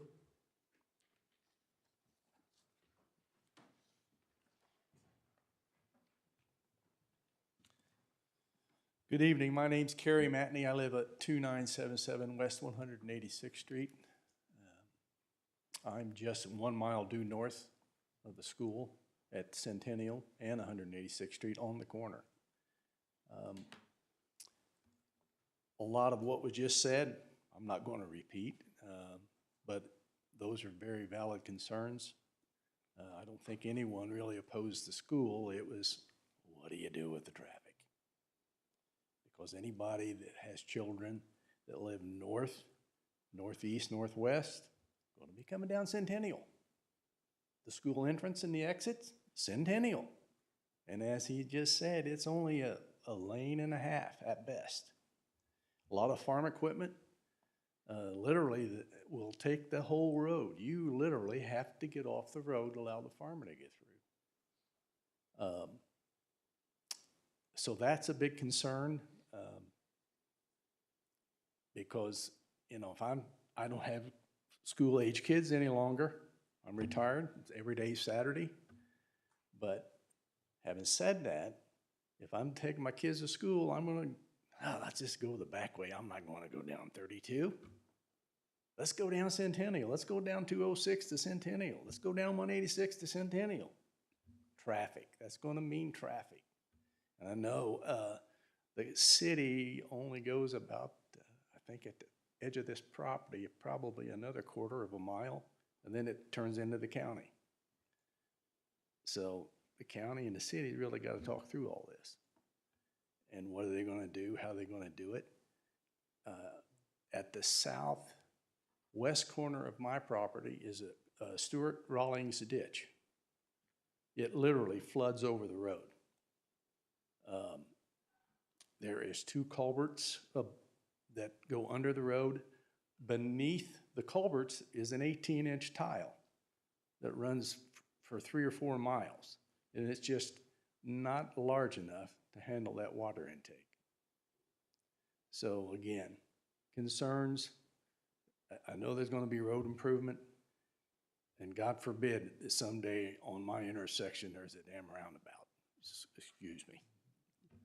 But I just wanted to say my piece. I really don't mind a school. It's just how we're going to handle the traffic. Thank you. Is there any other interested person present today? If not, staff could check the emails and see if anything has arrived. Nothing? Okay, then I'm closing the public hearing at 8:51. Mr. Skelton can offer any immediate responses. Now is the time. Sure, all those comments are noted, and those are items that get addressed in the normal course of plan review. We're just a little early for that. Okay. Commissioners, questions or comments? Just along the lines of the traffic conversation, I don't know for sure, but I might be the closest living commissioner to this property. In the middle. I'm trying to map it out here. But anyway, lived my whole life on 186 as well, so I fully understand all the concerns with traffic and how narrow the country roads are. I mean, that's a fight we're gonna have to fight pretty much everything north of 32 for a long time coming. So I look forward to seeing that thoroughfare plan that will be able to fit the school here and make our infrastructure much, much safer than what it is now for parents, students, so on and so forth. Because something that hasn't been discussed yet, obviously we see right in the middle of the screen is baseball fields and football field. So eventually you'll see teenage drivers driving that direction as well. So yes, absolutely, we need to improve our infrastructure out in the country roads and make it as safe as possible. Now, in terms of the use, I just want to touch on that I think this is far and improved, a better use than what has already been approved many moons ago. And I very much so appreciate the schools being proactive. I guess I'll still call it proactive, but because we're busting at the seams in the schools. So I just love that the schools are taking this initiative. I hate to see middle school be split up into 2, but it's just where we are here in Westfield, unfortunately. So just thank you for all the effort that you've put forward to it. Thank you. Any questions or comments? My concerns are the same, and that is traffic, and I'm sure the school has those same concerns. Town Road is scheduled to be a primary thoroughfare and to cross at this location, I believe. I don't know if that could be something where that would be another road that would be developed maybe to go into the school.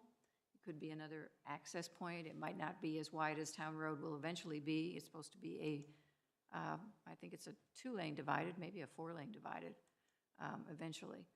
But it's going to be there, and that might be another option for you to look at, even as just another entrance, because although traffic isn't something we vote on here, I'm concerned about Centennial. I live on one of those little country roads just to the south, and they're chip and seal, and they're about 1.5 lanes. And when a bus comes down, I have to pull off to get by it. So I am concerned about that. I think you should have access on 32 with hopefully a light at town, or at least some kind of traffic signal there, because it is going to be hard to get those out. A couple of other concerns. First of all, I am glad it's not going to be what was approved originally, which was an airport district with all kinds of busy 24-hour businesses. My other concerns are the layout, and I know that, Matt, you said the concept plan may vary. I think at least when I look at this, knowing that there are residences to the south of 32, as much of the night lighting remain internal. I like the fact that your fields are internal to the site and not right out on the road. That would help, and I understand you're gonna do sports lighting that is downlit and all that kind of good stuff. But keeping it internal, I think, is important for the neighbors to the south, the residential, and even to the north, for the gentleman who lives, you know, a property or so north. The other thing I had a question on, and I asked staff about this, you have exempted yourself from any building materials or any architectural requirements. And I guess we've had a couple of other schools that have come in and given us some kind of basics.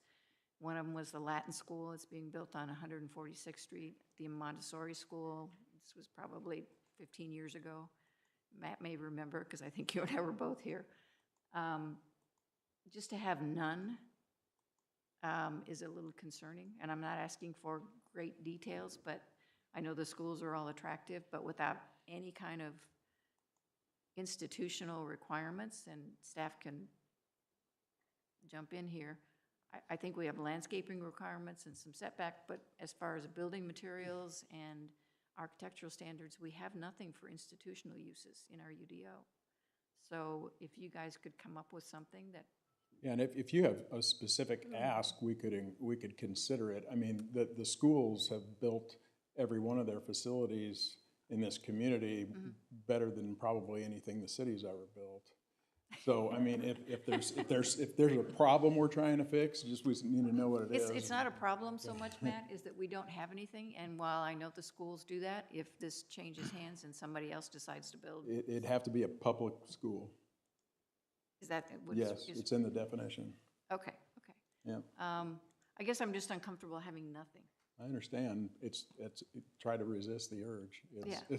If we need to do something, we can consider it. We just don't want to overcommit without having even engaged an architect. And that's why I'm not to do asking this. for anything specific, just maybe some of those pictures of the other schools saying similar to, or I don't want to box you in. I just feel uncomfortable with having no no net to fall into. Yeah, and the school has no intention of cheapening what it does. No, I know that. The idea is and I to have hesitated to bring flexibility it in up design. because of that, but I am, again, AGSF1 has no standards, even for single-family residences. So we're kind of without a net here. Noted, and thank you. And I think that was it. Thank you. So schools should build some pretty nice stuff, because they have, like, you know, a lot of money compared to the city. Just saying. Kind of continuing along that same vein before I look to my left to see if anybody wants to jump in. I found the definitions of educational institution a little bit interesting, because it goes on beyond what the school corporation typically is running here to reference preparatory school, academy, junior college, college, university, ancillary use facilities sort of go along with it. But why those other references to those kinds of educational facilities? So you'll have to forgive me, because I think those are in your definition today. Are they? Yeah, I haven't read that in a while. Yeah, that's, the things we added were the things the staff suggested to reflect what the schools typically and are already doing. So the 2.1 that's in here in red was just copied and pasted in its entirety from another source. And supplemented with the pre-K, and I think there was preschool, and I can't remember what else. Academy, junior college, college, Yeah, university. well, I think that those The ones were I've already. just read. I think those are already in your definition. Okay. But you're redefining it. Yeah, I mean, it's what you permit in that area plus all the other stuff, yeah. So it would allow that. If it's a public school, it would permit those things. But Westfield Washington Schools is not in the business of running those kinds of facilities? Which to me sounds like something that That's not the plan with this real estate today. Okay. So maybe those don't really need to be there, is the point And I'm if it getting at. hurt, does it hurt to have them in? Potentially. They don't need to be there. We're covering all the ground when we talk about the kindergarten, pre-kindergarten, primary grade, junior high, middle, and high, depending upon how many, is it 3 buildings, 4 buildings? The names get a little confusing, but those are all like post-secondary sounding kind of things, which is not Westfield Washington Schools' mission. We're happy to discuss that with you. Okay. I don't think I have anything else to my left here. Other questions, comments, concerns about anything for staff or the petitioner and their team? No, other than I want to join Bob in saying, yeah, some of those things, facilities for use by employees, students, attendees, guests, inviting licenses and leases and all that stuff, I don't know. Oh, sorry. The reason we included that is because some of the uses that occur there are non-school, they're affiliated or associated, but they're non-school entities like WYSI. Youth sports, churches, there'd be all Yeah. sorts of users. Yeah. And I was less concerned about that because that was the thought Yeah. that I was heading towards is off hours. There are a lot of things that are not necessarily WWS mission things that the community is able to use these very nice buildings for. So that was something maybe for further discussion, but the middle part is what I was focused on.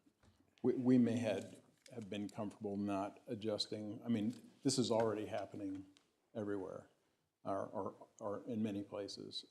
It's just because we're dealing with this now, the staff has suggested that we just cover it in this proposal, so we are. Okay.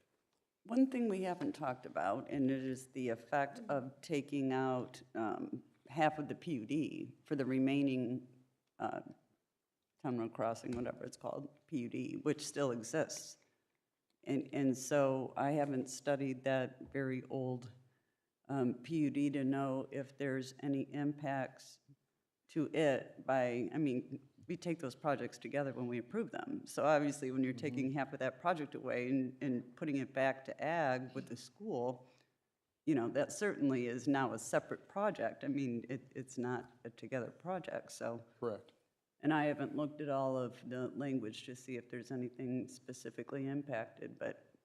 If there, it would surprise me. I haven't gone through that with a fine-tooth comb, but the districts that the PUD is divided up into are distinct. There's none that straddle 32. Mm-hmm. And this was more heavy into the business, if I recall. It was the retail and multifamily side. It was the airport amenity district. It was going to be restaurants and hotels and things like that. I just think it's worth us looking at that PUD just to know. Fair enough. And be clear what we're actually doing to that PUD original, I guess, itself.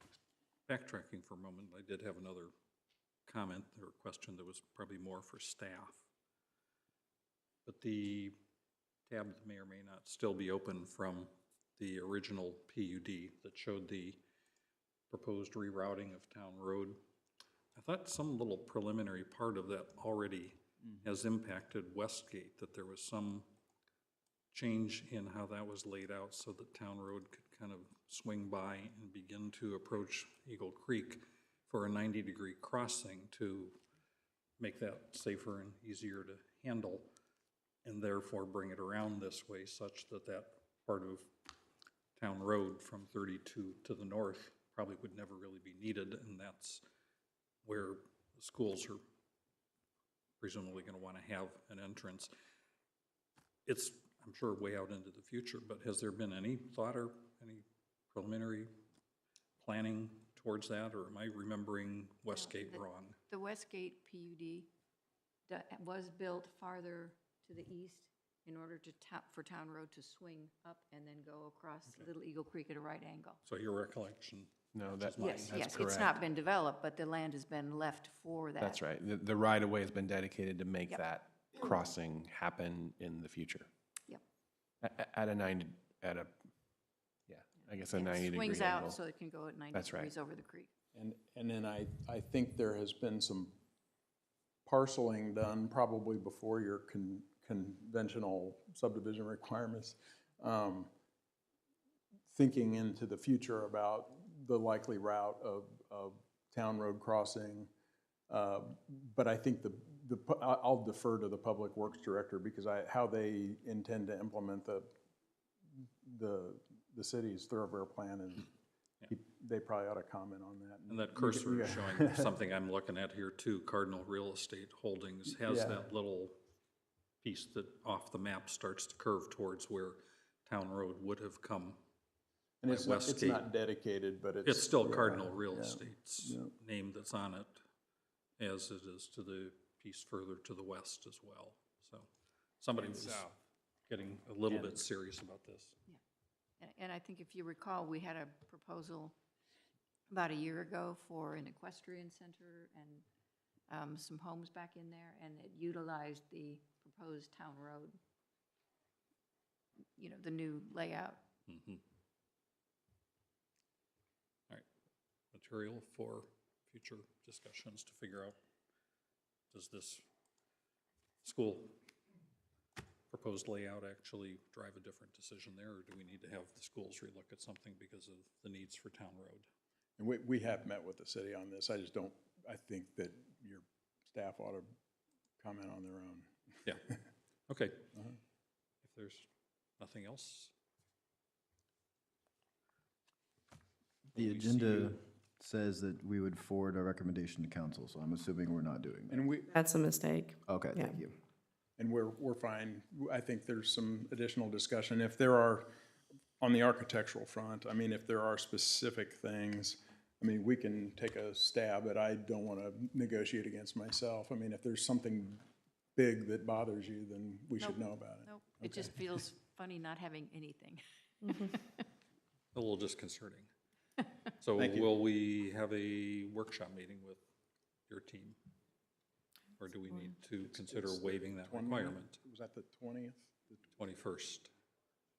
20th? Well, if it's not till March. In 2 weeks? 20th. No, it's the 21st. Both February and March, our workshop meetings are the 21st. Because of President's Day for February. So help me with the timeline. We're on a transactional timeline, and if It'd be the second Plan Commission meeting in March. If that's the 20th or 21st, I don't have that off It's the 20th. hand, but, It is the Yeah. 20th. So would we, and then, a month from now, would we be able to have a Plan Commission recommendation? If you skip the workshop, if they were to vote to waive the workshop, you would come back in 4 weeks. If you're going to workshop, you would come back in 6 weeks. Oh, my goodness. Our due diligence timeline won't allow for that. Can we communicate through the staff maybe, and?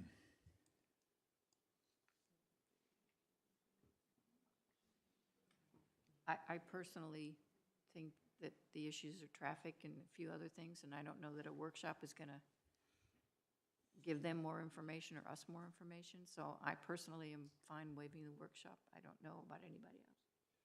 We're certainly not going to delve into those areas if we had Yeah, I'd agree with that. uses or building materials or whatever that potentially could be a workshop material, but we can probably comfortably not do that.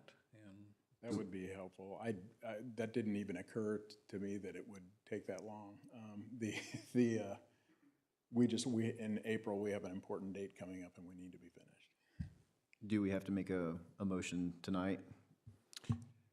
yeah, we waive would, the- because if we don't, then there's really no opportunity before the next Plan Commission meeting Yeah. to do that. They kind of need to know what their path is.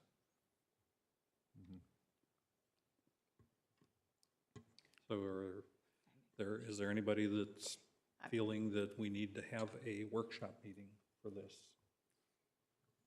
When does this go to TAC? It would have went to TAC, right? It went to TAC this month. And were all these road and utility issues and all that figured out then? Well, remember, we're still at the zoning stage, so they're probably not going to work out like specific design issues until a plating or development. Yeah, I mean, there's probably some overall maybe general conversations that happen, but And I think that we've had serial meetings with the Department of Public Works on this, so they're keenly aware of this project. They understand our concept plan, but again, this concept plan is not, I mean, it could change. Sure. But I think as shown, I think it's consistent with what their idea is as far as how to implement the thoroughfare plan.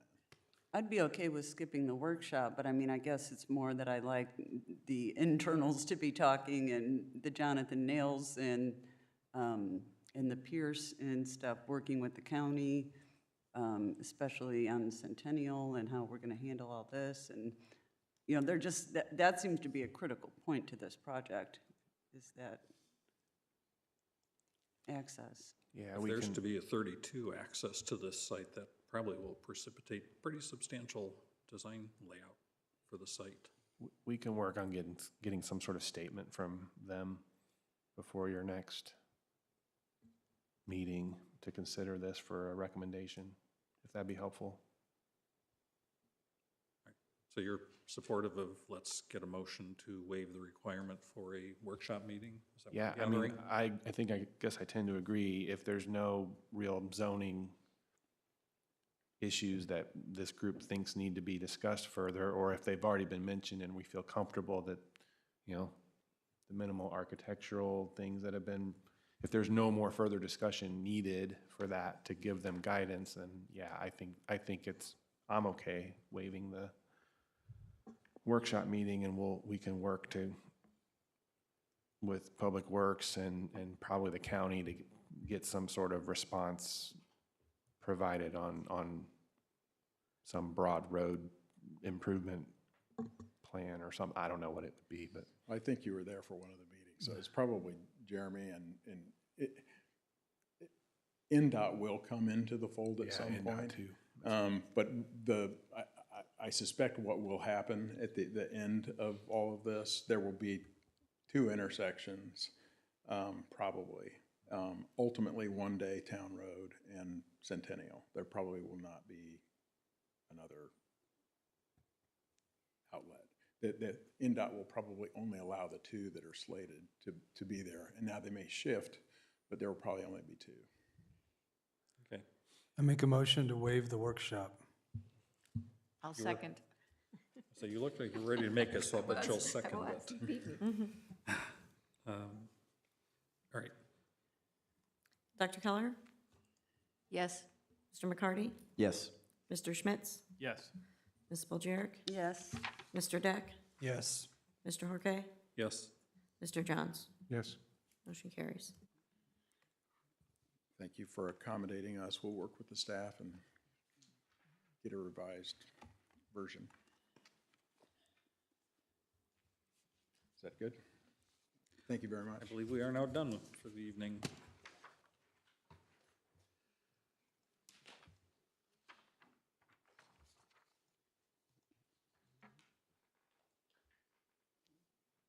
We're down to 3 continued items, and then we have reports and comments. Anything of general interest from Plan Commission members that we need to discuss this evening? Downtown update probably has no update, and the person that does that is not here tonight. So we move on to City Council liaison. Do we have anything No. interesting from council? We didn't have a meeting because of the way our meetings worked, right? If I remember that correctly. And we do have a meeting Monday. But we did actually get the land that we were bidding on at auction just west of city services. And so that will be ours. We'll be closing on that. I'm not sure if everyone's familiar, but the land became available and potentially to do park extension as well as potentially Oak Road going north to 32. I mean, it's not for sure, but there's many options that land was seen as advantageous for us to have at the city. So we were able to purchase that. It's a little pricier than I thought it would be, but it's good to have it, I guess. It was still several $100,000 under the combined of the two Really? appraisals. Yes. Wow, somebody thought very highly of that. Whew. There was no BZA meeting, right? Correct, meet next week. And there hasn't been a plat committee, but we have one of those next week. So we'll have lots of reports next time.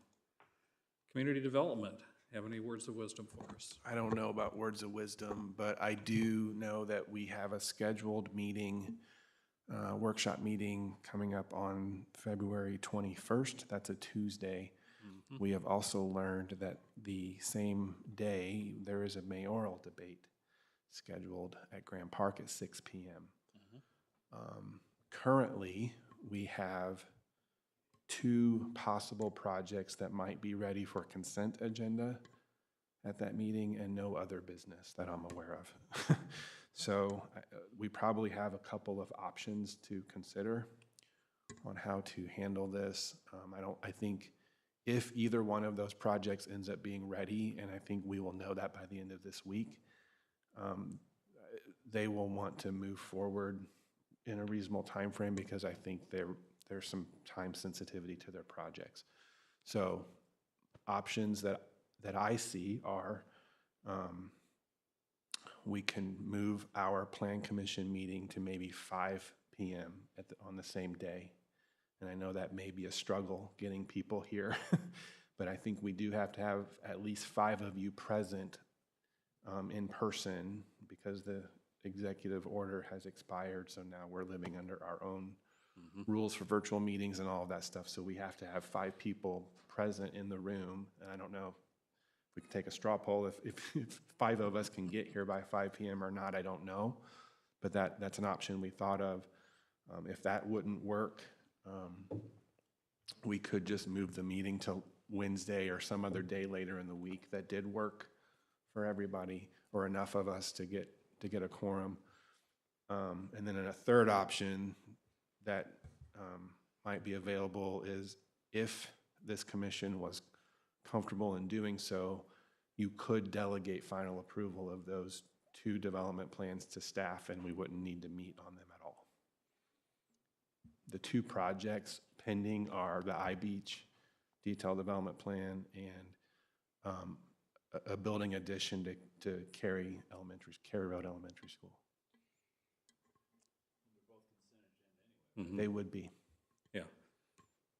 I used to be the one that had the biggest problem making earlier meetings, but since I have nothing but time, and as somebody said earlier, every day is Saturday anymore, 5 o'clock's not a big deal for me.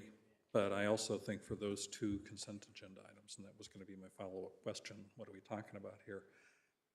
Yeah. Those 2 things, I would be comfortable delegating. If everybody else feels similarly, we can have a motion to go ahead and delegate. Option 1 was great, but option 3 is even better because we've seen I-Beach plenty, love it, and Cary schools, good to go. It's allowed under your ordinance to do that. I'm for option 3. We have to. So we would need a motion this evening so we can proceed with that. I'll make a motion to delegate the 2 consent agenda items for our February 21st meeting for approval to staff. I'll second. Okay, we have a motion from Victor and a second from Dr. Kelleher. Staff, please call the roll. Mr. Johns? Yes. Dr. Kelleher? Yes. Mr. McCarty? Yes. Mr. Schmitz? Yes. Ms. Spiljerik? Yes. Mr. Deck? Yes. Mr. Horke? Yes. Thank you. We will certainly circulate, once those become final and approved, we will certainly circulate the information to you so you can see what they were. But that's it for me. Thanks. Very good. It is now 9:18. With that in mind, then we will cancel the February 21st, right? Yeah, we need to Everybody good? post whatever we need to post. Notify whoever we need to notify. We'll notify that properly, but so the world knows now, our February 21st Plan Commission meeting will be canceled. Okay. So we're now at 9:19 and looking for a motion to adjourn tonight's festivities. So moved. We have a motion from Victor McCarty. Do we have a second? Second. We have a motion from Matt Deck. Everybody in favor, please say aye. Aye. Is there anybody opposed? We're adjourned at 9:19.